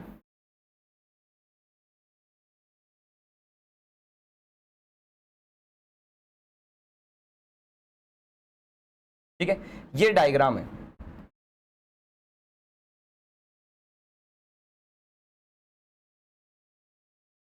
चल भाई, अब मैंने फोर्स कहां लगाया है, फोर्स मैंने लगाया है इस वाले पॉइंट पी पर, और टेंजेंशियली लगाया है कांस्टेंट मैग्नीट्यूड का, ठीक है। Constant force is constant force बोला है, मैग्नीट्यूड भी नहीं बोला, कंटिन्यूसली अप्लाइड किया है सरफेस, ठीक है, just climbs. If the force is applied at point P tangentially then decreases continuously, then torque decreases continuously as the wheel climbs. अगर कांस्टेंट फोर्स बोला है तो इसका मतलब है कि ये फोर्स हमेशा सेम रहने वाला है, तो इसका मतलब थोड़ी देर के बाद जब ये व्हील कुछ ऐसा हो जाएगा, सोचना मेरी बात, ये कुछ घूमेगा, ठीक है, ये कुछ घूमेगा तो इधर हो जाएगा। सिंस इसने बोला है कांस्टेंट फोर्स बोला है, तो इसका मतलब मैग्नीट्यूड भी कांस्टेंट, डायरेक्शन भी कांस्टेंट। तो अगर मैं लैंग्वेज पर जाऊंगा तो फिर तो मुझे ऐसा ही देखेगा, ठीक है। तो थोड़ी देर के बाद जब ये व्हील ऐसा हो जाएगा, मैं इसको डिलीट ही कर देता हूं सो दैट कंफ्यूजन ना हो, जब ये इस तरीके से घूमेगा तो थोड़ी देर के बाद ये फोर्स कैसा दिखाई देगा, तो मैंने कहा यार थोड़ी देर के बाद ये आपका व्हील कुछ ऐसा हो जाएगा, ठीक है। और अब नोटिस कीजिएगा, फोर्स जो है ये हमेशा कांस्टेंट है, तो डायरेक्शन भी सेम, ये भी सेम। अब देख यार, परपेंडिकुलर डिस्टेंस क्या हो रही है, फोर्स, ये कुछ परपेंडिकुलर डिस्टेंस कम होती जा रही है। सर परपेंडिकुलर डिस्टेंस क्या होती है, फोर्स की पैरेलल लाइन डालोगे और इसके बीच का डिस्टेंस, तो टॉर्क कम हो रहा है, तो इसका मतलब ये ऑप्शन बिल्कुल सही मानूंगा मैं, ठीक है। जो लैंग्वेज लिखी है कांस्टेंट फोर्स, कांस्टेंट मैग्नीट्यूड बोला होता तो फिर भी एक बार को सोचता कि डायरेक्शन चेंज हो जाएगी। If force is applied normal to the circumference at point X, circumference ये है, ठीक है, और एक्स पॉइंट पर नॉर्मली डाला है, नॉर्मल टू द सर्कमफेरेंस इस तरीके से, ठीक है, तो क्या बोल रहा है, देन टॉर्क इज कांस्टेंट। अगर किसी रैंडम पॉइंट पर नॉर्मली मैंने फोर्स लगा दिया, सेकंड पार्ट ऐसे लगा दिया, तो ये फोर्स कहां जाएगा, ये फोर्स इधर जाएगा, ठीक है। तो क्या इसका टॉर्क कांस्टेंट होगा, नॉर्मल टू द सर्कमफेरेंस। अब थोड़ी देर बाद ये घुमाएगा इधर, थोड़ी देर बाद लेटस से इसको ये घूम गया, पहली बात ये घुमा पाएगा, चलो घुमा तो देगा, इसके अबाउट टॉर्क तो है फिर भी, ठीक है, लेकिन नॉर्मल टू द सर्कमफेरेंस, अब थोड़ी देर के बाद ये नॉर्मल टू द सर्कमफेरेंस बोला है, मतलब इसकी डायरेक्शन चेंज अब ऐसे होगी, ठीक है। तो टॉर्क इज कांस्टेंट, नहीं कांस्टेंट तो नहीं दिख रहा, इवन अगर मैं फोर्स सेम रखूंगा तो भाई थोड़ी देर बाद अगर ऐसे जाएगा तो भी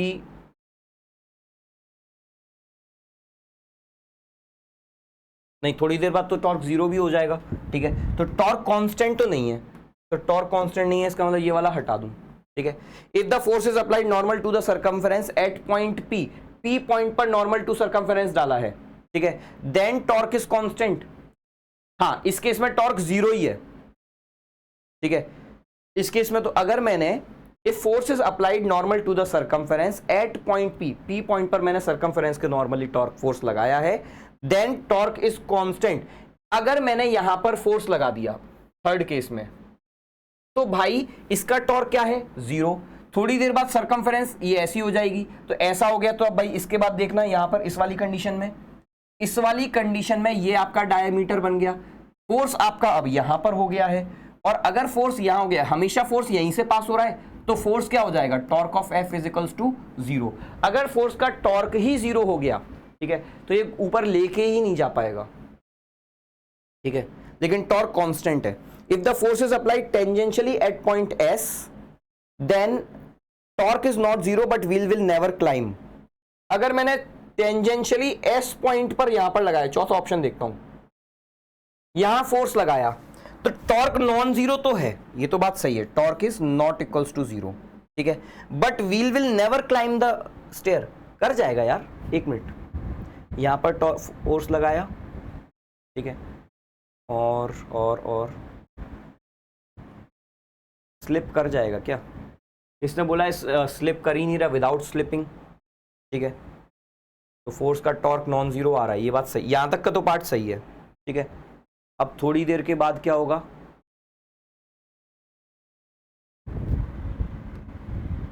थोड़ी देर के बाद ये कुछ यहां आ जाएगा, कांस्टेंट फोर्स है, कर जाएगा, ठीक है। मैं ये मान रहा हूं कांस्टेंट फोर्स है, मतलब डायरेक्शन चेंज नहीं कर रहा है, ठीक है।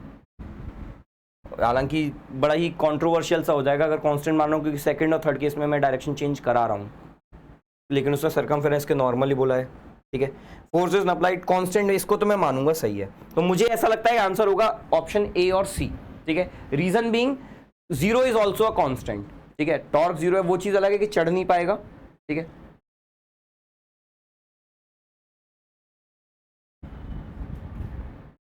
और इसमें torque non zero but wheel will never climb, wheel climb तो कर ही जाएगा ना यार, ठीक है। और अगर ऐसा मानता हूं कि हमेशा टेंजेंशियल रहने वाला है, टेंजेंशियल रहने वाला है, तो यहां पर क्या हो जाएगा, टॉर्क जो है वो कांस्टेंट, फिर ये आंसर गलत हो जाएगा और ये भी गलत, ये सही हो जाएगा, ठीक है।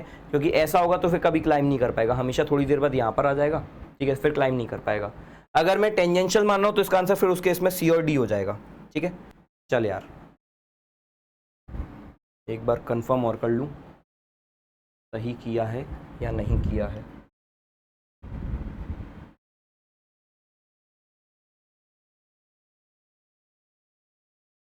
चल यार, मैंने इसका आंसर भी एक बार चेक कर लिया था जस्ट टू बी श्योर, ठीक है। इसका आंसर या तो सी बता रहे हैं या ऑप सी और डी, लेकिन एक चेंज है यहाँ पर क्वेश्चन में, जो कांस्टेंट है, एक्चुअल सवाल जब आया था उसमें कांस्टेंट की जगह जीरो लिखा था, ठीक है। तो वो जीरो बात सही है, ठीक है। और ऑप्शन ए में ये जो है वो व्हील क्लाइंब्स, ठीक है, ये पॉइंट पी टेंजेंशियली, मतलब ये इधर का वाला सॉल्यूशन मान रहे हैं। अगर मैं कांस्टेंट फोर्स की जगह ट्रीट करूंगा तो फिर आंसर ये सही है, ठीक है। चल अगला सवाल ये रहा, चल सॉल्व कर इसको फटाफट से।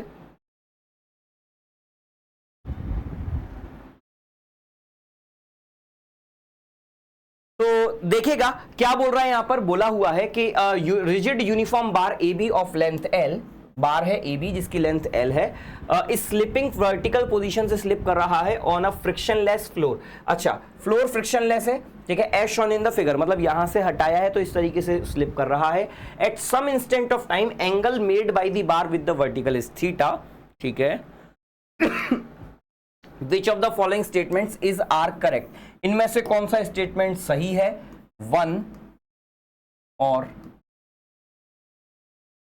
मोर than 1 options may be correct, ठीक है।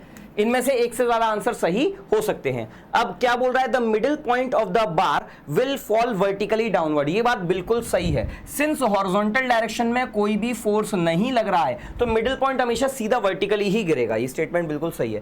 Trajectory of the point A is parabola, इस वाले पॉइंट की ट्रेजेक्ट्री पैराबोला होगी, ठीक है। अभी देखते हैं, instantaneous torque about the point in contact with the floor is proportional to the sine theta.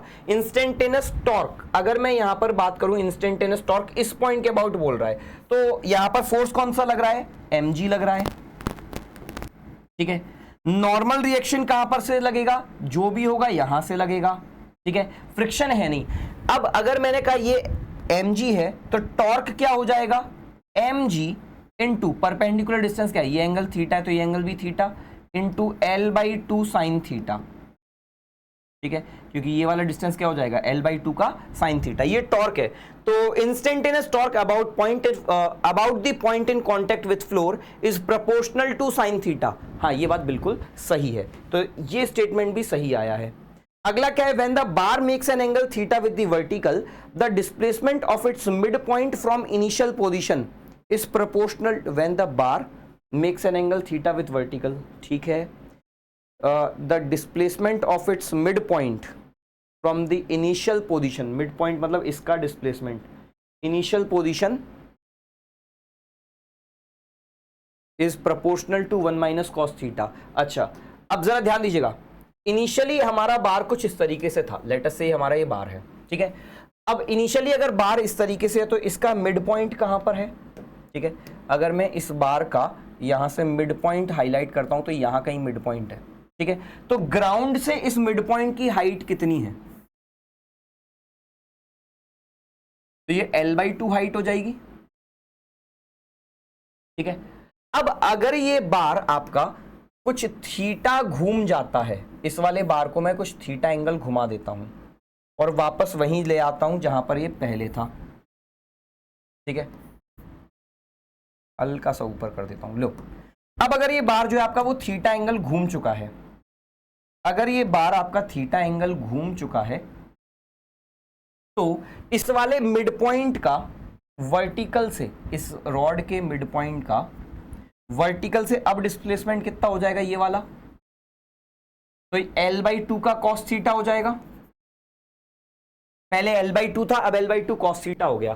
तो यहां से डिस्प्लेसमेंट कितना किया इसने, पहले इस वाली पोजीशन पर था, अब इस वाली पोजीशन पर हो गया, तो ये डिस्प्लेसमेंट कितना हुआ, L/2 minus L/2 cos theta, यानी कि डिस्प्लेसमेंट हो गया है L/2 1 माइनस cos थीटा। तो displacement is proportional to, when the rod makes an angle theta with vertical, displacement of mid point from initial position is proportional to 1 minus cos theta. Answer बिल्कुल सही है। Trajectory of the point A is a parabola, A point की trajectory क्या parabola है, लग नहीं रही है मुझे, पता नहीं क्यों नहीं लग रही है, ठीक है। इस वाले पॉइंट की ट्रेजेक्ट्री, तो अगर ये इस तरीके से घूम रहा है, ठीक है, इसके पास वर्टिकल डायरेक्शन में एक्सेलरेशन है और लेटस से इसके पास कुछ घूम भी रहा है, तो इसके पास क्या हो जाएगा, एक ये वाला एक्सेलरेशन हो जाएगा, एक ये वाला हो जाएगा, तो ये तो पैराबोला की कोई निशानी है ही नहीं, ठीक है, तो पैराबोला तो नहीं है, पैराबोला नहीं है। चल, तो आंसर आ गया ACD, ठीक है। अगला सवाल, मैट्रिक्स मैच कहां है, जेईई एडवांस 2018 का सवाल है, सॉल्व कीजिए इसको।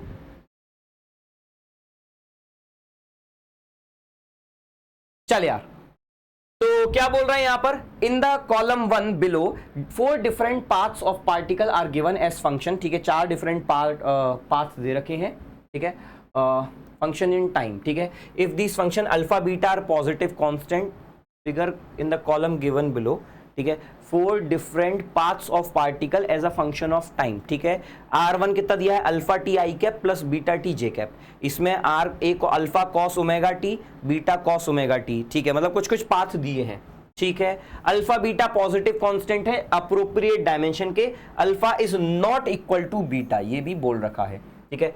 इन each case force on the particle is either zero, हर केस में या तो पार्टिकल पर फोर्स क्या है, या तो जीरो है, इज आइदर जीरो और कंजर्वेटिव, या तो जीरो है या कंजर्वेटिव है, ठीक है। In column 2 5 different quantities of particle are mentioned, ठीक है। P is linear momentum, L angular momentum about origin, K kinetic energy, U potential energy, E total energy. Match each path in list 1 with these quantities in list 2 which are conserved for that path. सवाल है इनमें से कौन सी चीज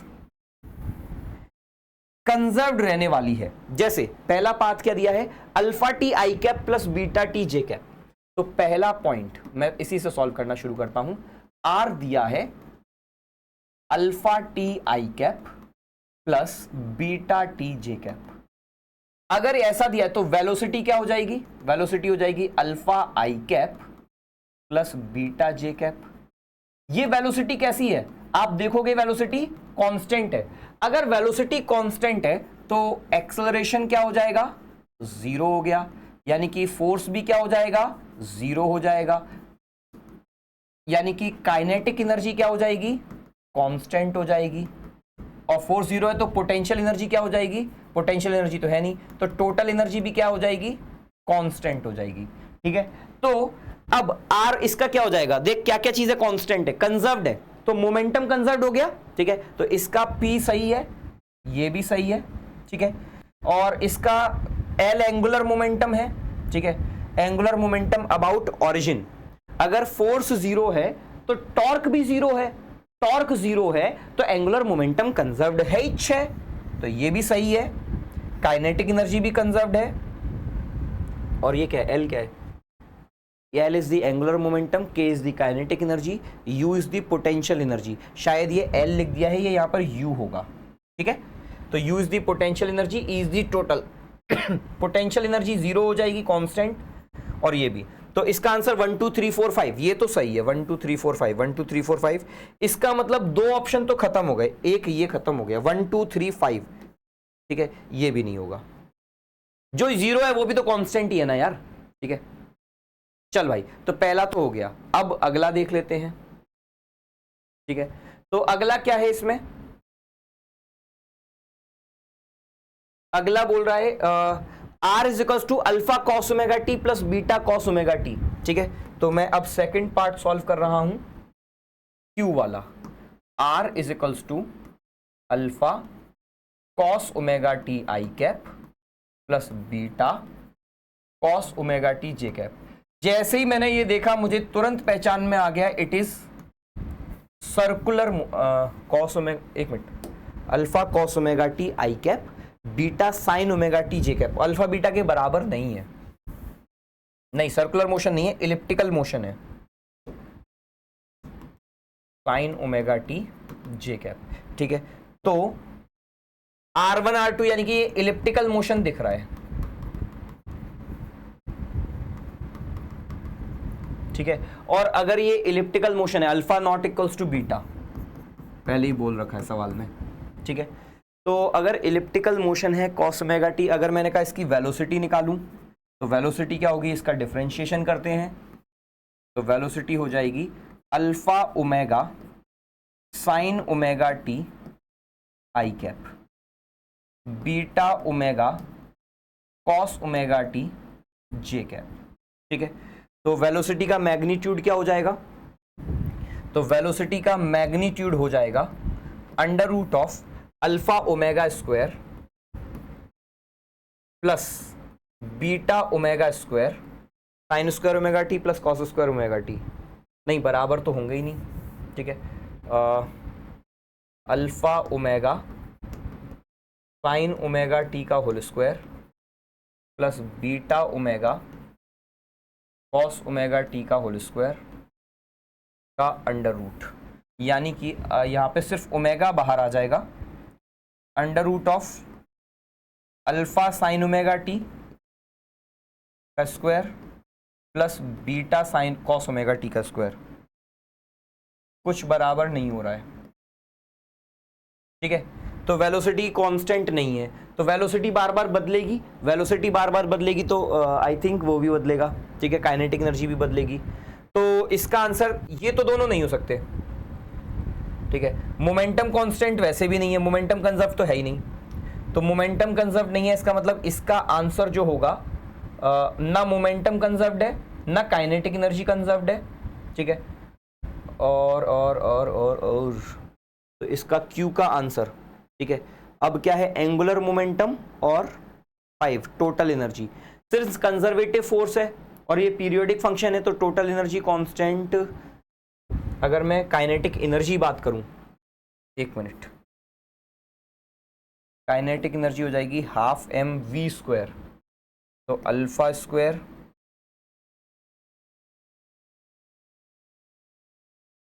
square cos या sign square omega T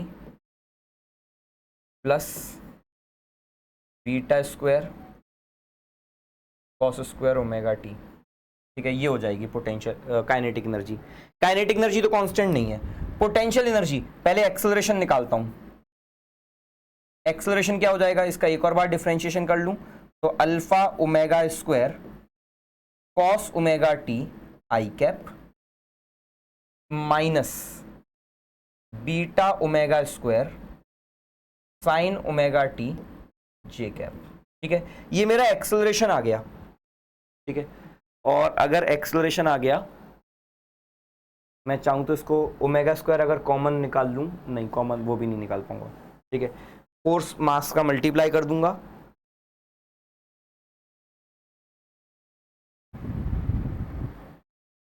चल तो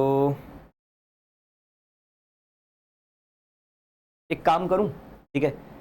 यहां पर वैसे मुझे समझ में आ ही रहा है, फिर भी इलिप्टिकल मोशन है, cos omega T sign omega T, total energy, अगर फोर्स पता चल गया तो इनर पोटेंशियल एनर्जी भी पता चल जाएगी। फोर्स क्या हो जाएगा, मास इनटू एक्सेलरेशन, ठीक है। और एनर्जी क्या हो जाएगी, एफ, ये तो टाइम के साथ है,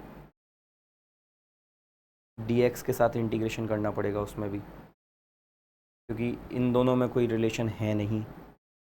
एक मिनट, ये माइनस कहाँ गया, साइन ओमेगा टी के डिफरेंशिएशन कॉस ओमेगा, एक मिनट, माइनस भी तो आएगा ये माइनस माइनस, इसको मैं लिख सकता हूँ acceleration is equals to minus omega square, ठीक है, और आर वेक्टर, ये ऐसा कुछ हो गया, ठीक है। एक्सेलरेशन आ गया माइनस ओमेगा स्क्वायर आर, तो फोर्स कितना हो जाएगा, हाँ यहाँ से अब बन जाएगा, फोर्स हो जाएगा minus m omega square r, ठीक है। और ये तो बिल्कुल एसएचएम वाली कंडीशन ही हो गई ना यार। एसएचएम में क्या होता है, एसएचएम वाली कंडीशन में बेसिकली आपकी काइनेटिक एनर्जी, एक्स एक्सिस भी एसएचएम कर रहा है, वाई एक्सिस वाला भी एसएचएम कर रहा है, ठीक है। तो अगर मैं बोलूं potential energy kinetic energy constant होती है, आप चाहो तो एनर्जी लिख भी सकते हो, तो एनर्जी क्या हो जाएगी, एफ डी, ठीक है, minus of work done by conservative force, f d r का इंटीग्रेशन, माइनस माइनस प्लस हो जाएगा, एम ओमेगा स्क्वायर बाहर आ जाएगा, आर डी आर का इंटीग्रेशन कुछ हो जाएगा, आर स्क्वायर बाई 2 टाइप का, m omega square r square by 2 type का कुछ बन जाएगा, ठीक है। तो अगर ये कांस्टेंट आया, इसका मतलब क्या है, पोटेंशियल एनर्जी अलग अलग जगह वेरिएबल है, पोटेंशियल एनर्जी कांस्टेंट नहीं है लेकिन टोटल एनर्जी कांस्टेंट होगी, ठीक है। तो टोटल एनर्जी कांस्टेंट यानी कि ये वाला सही है। आर अलग जगह, आर देखो ये आर पर डिपेंड कर रहा है, अलग अलग जगह आर अलग अलग होगा, तो इसका मतलब क्या होगा, पोटेंशियल एनर्जी अलग अलग है। लेकिन सिंस कोई नॉन कंजर्वेटिव फोर्स है नहीं, तो काइनेटिक और पोटेंशियल दोनों का समेशन कैसा रहेगा, कांस्टेंट रहेगा, तो ये बात तो सही है, ठीक है। और इस केस में 3 काइनेटिक एनर्जी, ये 3,5 इसकी काइनेटिक एनर्जी कब से कंजर्व है, काइनेटिक एनर्जी तो कंजर्व नहीं है ना। हमने काइनेटिक एनर्जी क्या देखी थी, हाफ एम, ये जैसे जैसे टाइम बदलेगा ये भी बदलेगा ये भी बदलेगा, इन दोनों का समेशन कांस्टेंट तो नहीं दिख रहा, ठीक है। तो काइनेटिक एनर्जी कंजर्व्ड नहीं है, ठीक है। इसका मतलब है कि ये आंसर भी नहीं होने वाला। तो अब वैसे भी एक ही बचा चॉइस, ठीक है। तो देख 2,5, 2 क्या है, angular momentum, angular momentum conserved हो रहा होगा, ठीक है। चल ऑरिजिन के अबाउट पूछा है तो एंगुलर मोमेंटम वैसे भी शायद 0 ही आएगा, ठीक है। फिर भी बाकी क्या है, और करके भी देख लेना, m into r cross v करोगे, ठीक है, r vector cross v vector. अच्छा एक चीज, आर क्रॉस वी शायद मुझे लग रहा है कि 0 हो जाएगा, आर क्रॉस वी, इन दोनों का क्रॉस पुट करना, तो alpha cos omega T, alpha beta, और ये हो जाएगा alpha beta omega cos square omega T, ठीक है। और ये हो जाएगा alpha beta omega sine square omega T, ठीक है। करूंगा तो कांस्टेंट आ गया, जीरो नहीं आया, कांस्टेंट आ गया। हाँ, sign square omega T plus cos square omega T 1 हो गया। ठीक है, चाहो तो निकाल लो। एंगुलर मोमेंटम, थर्ड केस इसका ही सॉल्व कर रहा हूं मैं। एंगुलर मोमेंटम क्या होगा, m into r vector cross v vector. R vector क्या है आपका, alpha cos omega T I cap plus beta sine omega T J cap, sine omega T J cap. ठीक है, क्रॉस करना है किसके साथ, इसके साथ, v के साथ, minus alpha omega sine omega T J cap I cap. ठीक है, और plus beta omega cos omega T जे कैप। चल भाई, पहले किसका करूंगा, आई कैप का जे कैप से, तो यहां पर क्या मिल जाएगा, m। ठीक है, अंदर क्या रह जाएगा, आई कैप का जे कैप से अल्फा बीटा ओमेगा, और ये क्या हो गया, cos square omega T, cos omega T into cos omega T, cos square omega T के कैप। ठीक है, अब दूसरा क्या करूंगा, जे कैप का आई कैप से, तो माइनस बनेगा, माइनस माइनस प्लस हो जाएगा, plus alpha beta omega sine square omega T के कैप। तो देखना अल्फा बीटा ओमेगा बाहर आ जाएगा, m अल्फा बीटा ओमेगा, और अंदर क्या बचा, sign square omega T plus cos square omega T के कैप। ठीक है, तो ये 1 हो गया, m अल्फा बीटा ओमेगा के कैप। ये आंसर आ जाएगा, कांस्टेंट ही आया, तो एंगुलर मोमेंटम भी कंजर्व्ड है, तो इसका आंसर ये भी सही है। ठीक है, चल भाई, अब चाहे तो अगला देख ले, alpha cos omega T plus sign omega T. ये तो सर्कुलर मोशन दिख रहा है, सर्कुलर मोशन में क्या होता है, सर्कुलर मोशन में आपका लीनियर मोमेंटम कंजर्व्ड नहीं होता है। Angular momentum uniform circular motion है, तो एंगुलर मोमेंटम कंजर्व्ड होगा। ठीक है, एंगुलर मोमेंटम कंजर्व्ड होगा, काइनेटिक एनर्जी कंजर्व्ड होगी, पोटेंशियल एनर्जी भी कंजर्व्ड होगी, टोटल एनर्जी 2 3 4 5 होना चाहिए, 2 3 4 5 है भी। ठीक है, देख ले, और s का क्या है 5, s क्या है, अल्फा टी आई कैप कर लेगा मेरे ख्याल से। ठीक है, जब सॉल्व हो ही चुका है तो अब बाकी तो उसमें कर ही लेगा, कर लेगा ना। चल ठीक है, अगला सवाल सॉल्व करो। इसी साल का सवाल है, 2023 का। ठीक है, मतलब अब तो 24 हो गया, लास्ट ईयर का ही क्वेश्चन है। सॉल्व करो फटाफट से इसको।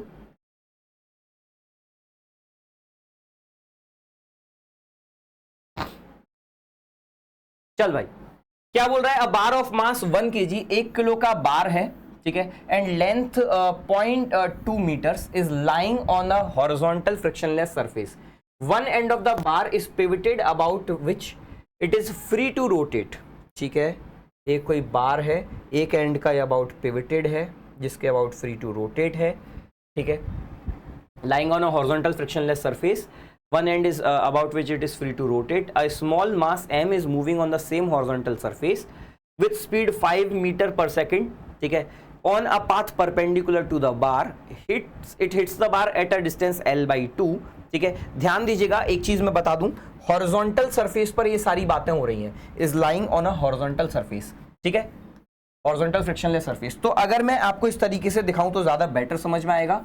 आपके पास एक हॉरिजॉन्टल टेबल है, हॉरिजॉन्टल सरफेस मतलब एक टेबल पे रखा हुआ है। ठीक है, यहां पर आपके पास एक कोई बार रखा हुआ है।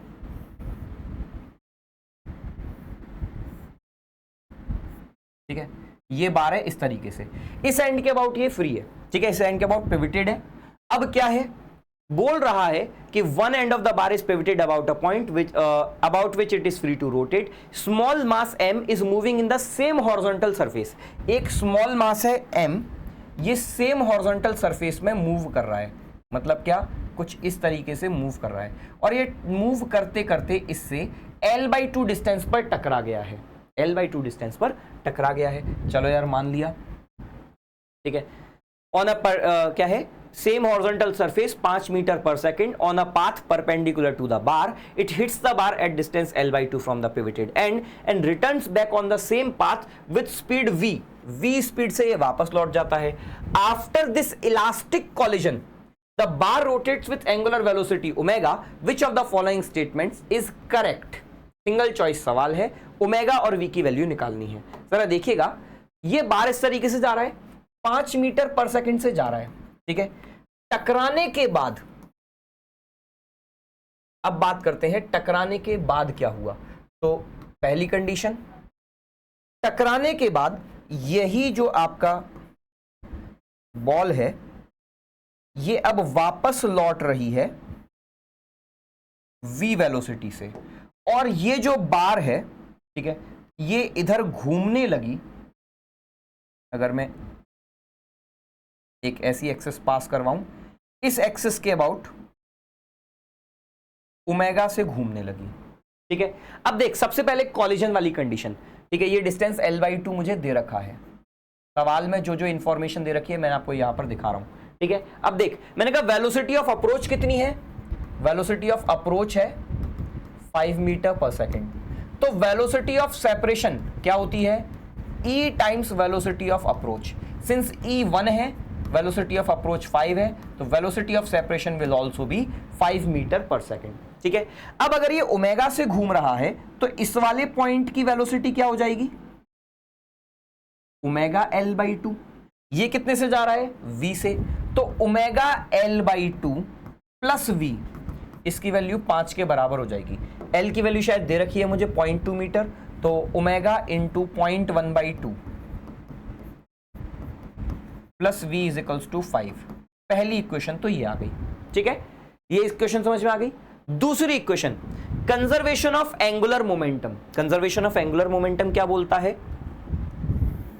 कि इनिशियल एंगुलर मोमेंटम अब किसके अबाउट कंजर्व करूंगा, हिंज के अबाउट कंजर्व करूंगा, क्योंकि हिंज अकेला ऐसा पॉइंट है जो कि हमेशा रेस्ट पर रह रहा है, ठीक है। इससे जो भी फोर्स पास होगा, फोर्स इसी से पास होगा, तो वो क्या होगा, उसके अबाउट टॉर्क 0 हो जाएगा। तो conservation of angular momentum about hinge. पहले एंगुलर मोमेंटम क्या था, mvr, परपेंडिकुलर डिस्टेंस। तो m कितना है इसका, इस वाले का मास है, कुछ दे रखा है सवाल में, कैपिटल M 1 kg है, स्मॉल m शायद दिया हुआ है 0.1 kg, ठीक है। तो 0.1 kg और इसका कैपिटल M है 1 kg। तो 0.1 इंटू वेलोसिटी क्या है 5 into distance r l/2। l कितना है, l, अरे यार 0.2 मीटर, l दिया हुआ है 0.2 मीटर, तो r l/2 क्या हो जाएगा 0.1 metre, is equals to final angular momentum I into omega, ठीक है। तो 1/3 ml square, 1/3 capital M l square omega plus इसका mvr, small m v into r क्या है, फिर से l/2 ही है, ठीक है। तो ये क्या हो गया 5 इंटू 10 की पावर -2, 1/3 m की वैल्यू 1 है, l की वैल्यू कितना है 0.2 का स्क्वायर ओमेगा प्लस ये कितना है 0.1, v क्या है पता नहीं, l की वैल्यू क्या हो गई 0.1, l/2 हो गया 0.1, ठीक है। तो 2 इंटू 10 की पावर -2, तो 2 का स्क्वायर हो गया 4, 4/3 इंटू 10 की पावर -2 ओमेगा प्लस 10 की पावर -2 v, 5 इंटू 10 की पावर -2, 10 की पावर -2 से सब जगह से उड़ाई दूं, ठीक है। तो सेकंड इक्वेशन क्या आ गई, सेकंड इक्वेशन आ गई 5 is equals to 4/3 omega plus v, ठीक है, ये आ गई। चल भाई, तो अब दोनों इक्वेशन को सॉल्व कर दूं। पहली इक्वेशन क्या है 0.1/2, इसको मैं लिख देता हूं ओमेगा/20, ओमेगा/20 plus v is equals to 5, यही है ना, ठीक है। और सेकंड इक्वेशन क्या है 4/3 omega plus v 4/3 omega plus v, ये भी 5 के ही बराबर है, गजब, सेम ही आया, ठीक है। चल भाई, दोनों को माइनस कर देता हूं, माइनस कर दूंगा तो ये 0 ही हो जाएगा। ओमेगा/20 -4/3 ओमेगा, ओमेगा तो 0 ही आएगा, ऐसा कैसे हो सकता है, कुछ गड़बड़ किया है, कुछ गड़बड़ किया है कैलकुलेशन में। 5 मीटर पर सेकंड, वेलोसिटी ऑफ अप्रोच 5 है, वेलोसिटी ऑफ सेपरेशन भी 5 है, तो ओमेगा एल बाई टू, इस वाले पॉइंट की वेलोसिटी कितनी हो गई, ओमेगा एल बाई टू, ठीक है, प्लस वी, ये 5 के बराबर है। एल कितना है, 0.1। अरे बहुत बढ़िया, मुबारक हो। एल बाई टू खुद ही 0.1 है, मैंने और होशियारी दिखा दी। एल 0.2 था, ओमेगा इंटू 0.1, ठीक है, plus v is equals to 5। चल पहली गलती तो यही मिल गई।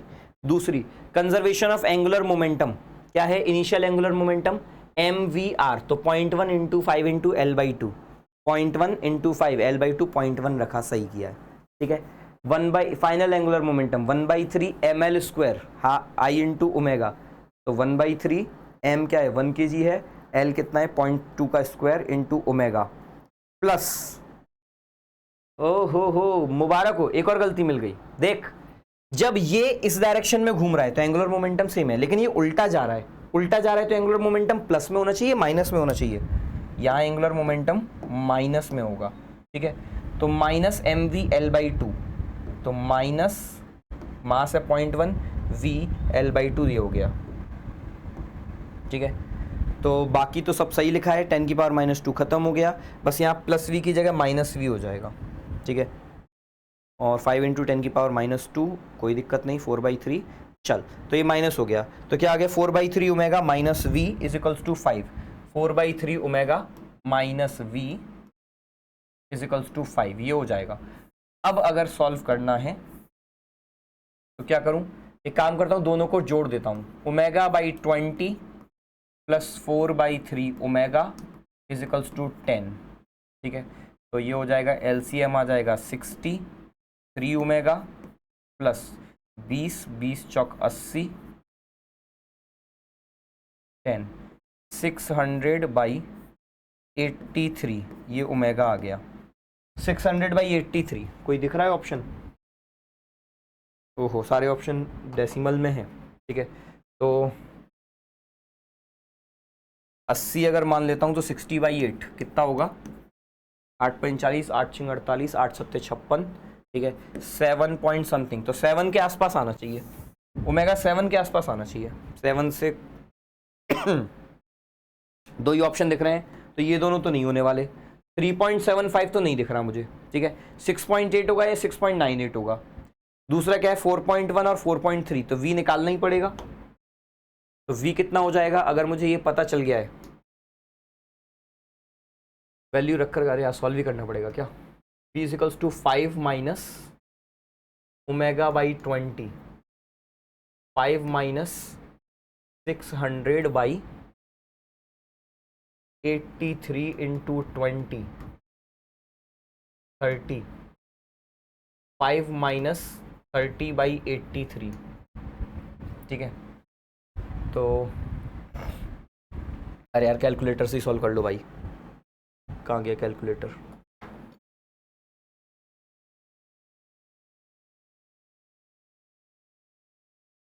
इतना दिमाग लगाएंगे, 600/83, 600 डिवाइड बाई 83, 7.22 कुछ आ रहा है, 7.22,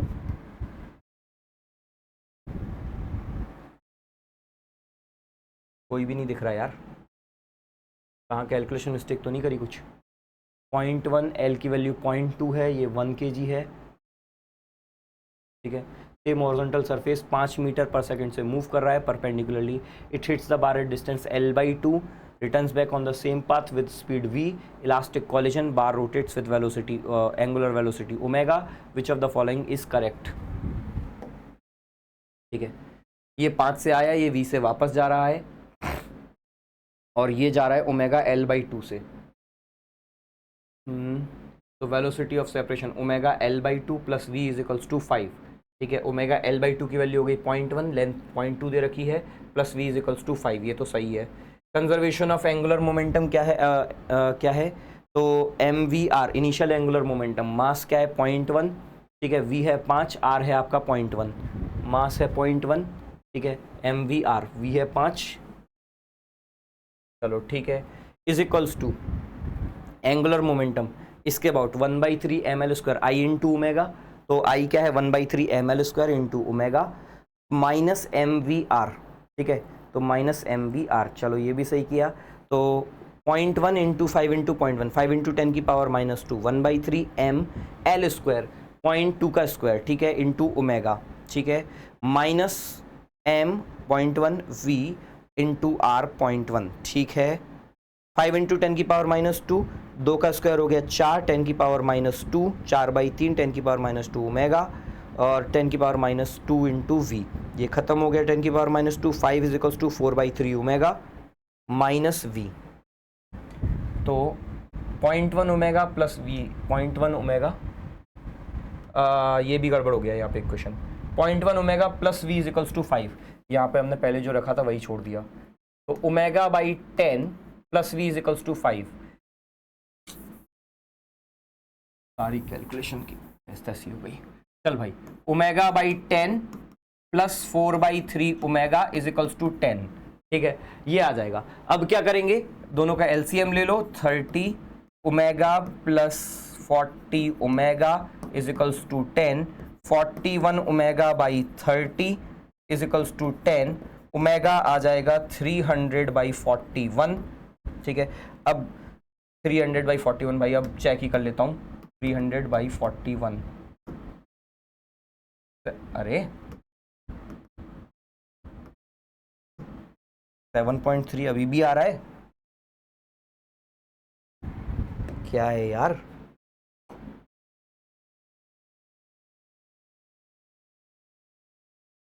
कैलकुलेशन देखने का मुझे तो तरीका सही लग रहा है, मुझे लग रहा है कैलकुलेशन में कहीं फिर से कुछ ऐसी छोटी सी गड़बड़ करी है, अभी मिलना बड़ा मुश्किल है मेरे लिए, ठीक है। चल यार, कैलकुलेशन एक बार देख लेना, मैं बोर हो गया करते करते, पता नहीं कहाँ गड़बड़ कर रहा हूँ वो भी समझ में नहीं आ रहा। ये सही किया है यहाँ तक, ओमेगा बाई 10 प्लस वी और 4/3 omega minus v, omega by 10 plus v 4/3 omega minus v, दोनों को जोड़ दिया तो ओमेगा बाई 10 प्लस 4/3, एलसीएम लिया 10 और 3 का 30 आ गया, यहाँ पर हो गया। ऐसी गलतियाँ हो रही है, देख एलसीएम भी सही नहीं आ रहे हैं, 3 ओमेगा प्लस 10, लेट्स होप सही कर रहा हूँ, 43, तो ओमेगा आ गया 300/43, ठीक है। लेट्स होप फाइनली आंसर सही आया हो, 300/43, 6.97, ठीक है, सही आया है भाई। अब ऐसा है, बाकी दूसरा तुम देखना, 6.97, 6.98, ठीक है। इसीलिए बोल रहा हूँ, कई बार ऐसा होता है कैलकुलेशन मिस्टेक होती है, हमको अपनी गलतियां नहीं दिखाई देती हैं, एक जगह गलती करी थी और उसकी जगह से गलती कितनी ज़्यादा प्रोपेगेट हुई है, ठीक है। तो चल यार, हो गया। अगला सवाल सॉल्व करो इसको। चल, तो क्या बोल रहे हैं यहां पर, a rod of mass m and length l is pivoted at one of its end, ठीक है, it is hanging vertically hang कर रहा है। A bullet of mass same mass moving with speed v strikes it horizontally at distance x and gets embedded in it. Combined mass now rotates with angular speed about omega, maximum angular speed is achieved for x is equals to xm, then, ठीक है, कितनी x के लिए maximum angular speed achieve करी जाएगी, ठीक है। तो जरा सबसे पहले देखना, अगर मेरा मास यहां पर है, ये इस तरीके का आपका रॉड है, इस रॉड पर आपकी बुलेट यहां से आकर के एम्बेड हो रही है, ठीक है, इसका भी मास सेम है, इस रॉड का भी मास सेम है, m ही इसका भी मास है, ठीक है। तो rod of mass m, length l, ठीक है, pivoted at one of its end, vertically hang कर रही है, सेम मास की है, v स्पीड से आकर के स्ट्राइक कर रही है और एम्बेड कर रही है x डिस्टेंस पर, ठीक है, x डिस्टेंस पर जाकर के इसके अंदर घुस गई है। चल, इसकी टोटल लेंथ क्या है, l। तो देख, सीधा सीधा कुछ नहीं करना, एंगुलर मोमेंटम कंजर्व कर देना है, किसके अबाउट करेगा, हिंज के अबाउट, क्योंकि जो भी फोर्स लगेगा वो हिंज से लगेगा, तो हिंज के अबाउट टॉर्क क्या होगा, 0। तो conservation of angular momentum about hinge क्या हो जाएगा, एम वी इंटू एक्स, पहले angular momentum is equals to final angular momentum 1/3 ml square plus m into x square I final. देख मोमेंट ऑफ इनर्शिया रॉड का, moment of inertia इस वाले point mass का, यहां पर ये एम्बेड हो जाएगा। एक्स डिस्टेंस पर अगर कोई पॉइंट मास है तो एम आर स्क्वायर, तो m into x square into omega. ठीक है, क्या चाहिए इसको? The maximum angular speed for x equals to, तो मैंने कहा ओमेगा कितना आ जाएगा, ओमेगा हो जाएगा, omega is equals to m v x 1/3 m L square plus m x square, m से एम उड़ा दूं तो v into x divided by l square by 3, मैं इसको ऐसा भी लिख सकता हूं, L square plus 3x square, है ना, और 3 ऊपर चला गया, ये ओमेगा आ गया। अब कितने x के लिए ओमेगा मैक्सिमम होगा? तो ओमेगा जब मैक्सिमम होगा फॉर ओमेगा मैक्स, तो D omega by D x क्या हो जाएगा? 0 हो जाएगा। डिफरेंशिएट करो इसको तो क्या होगा? न्यूमरेटर का डिफरेंशिएशन 3v, डिनोमिनेटर वैसा की वैसा, माइनस न्यूमरेटर वैसा की वैसा, तो 3vx, डिनोमिनेटर का डिफरेंशिएशन एल स्क्वायर का डिफरेंशिएशन 0, 3x स्क्वायर का डिफरेंशिएशन 6x, ठीक है, डिवाइडेड बाई डिनोमिनेटर का स्क्वायर इज इक्वल्स टू 0, 0 से मल्टीप्लाई करूंगा कोई फर्क नहीं पड़ेगा, ये क्या हो गया यहां पर 3vl square plus 9vx square minus 6×18 vx square is equals to 0। ठीक है, तो ये क्या हो गया 3vl स्क्वायर माइनस 9 आएगा तो is equals two plus 9vx square, v से v खत्म हो गया, x की वैल्यू आ गई आपकी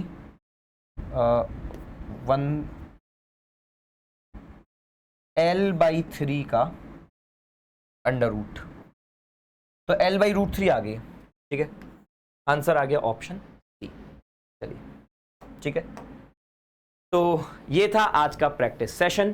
ठीक है, मुझे उम्मीद है आपको आज का सेशन समझ में आया होगा, पसंद आया होगा। ठीक है, आज का होमवर्क रोटेशन चैप्टर मॉड्यूल का एक्सरसाइज 3 और 4 या लेवल 3 और 4, मतलब more than one advance type के क्वेश्चंस और प्रीवियस ईयर के क्वेश्चंस प्रैक्टिस कीजिएगा। ठीक है, चलिए तो मिलेंगे फिर अगले सेशन में, तब तक के लिए all the best, thank you.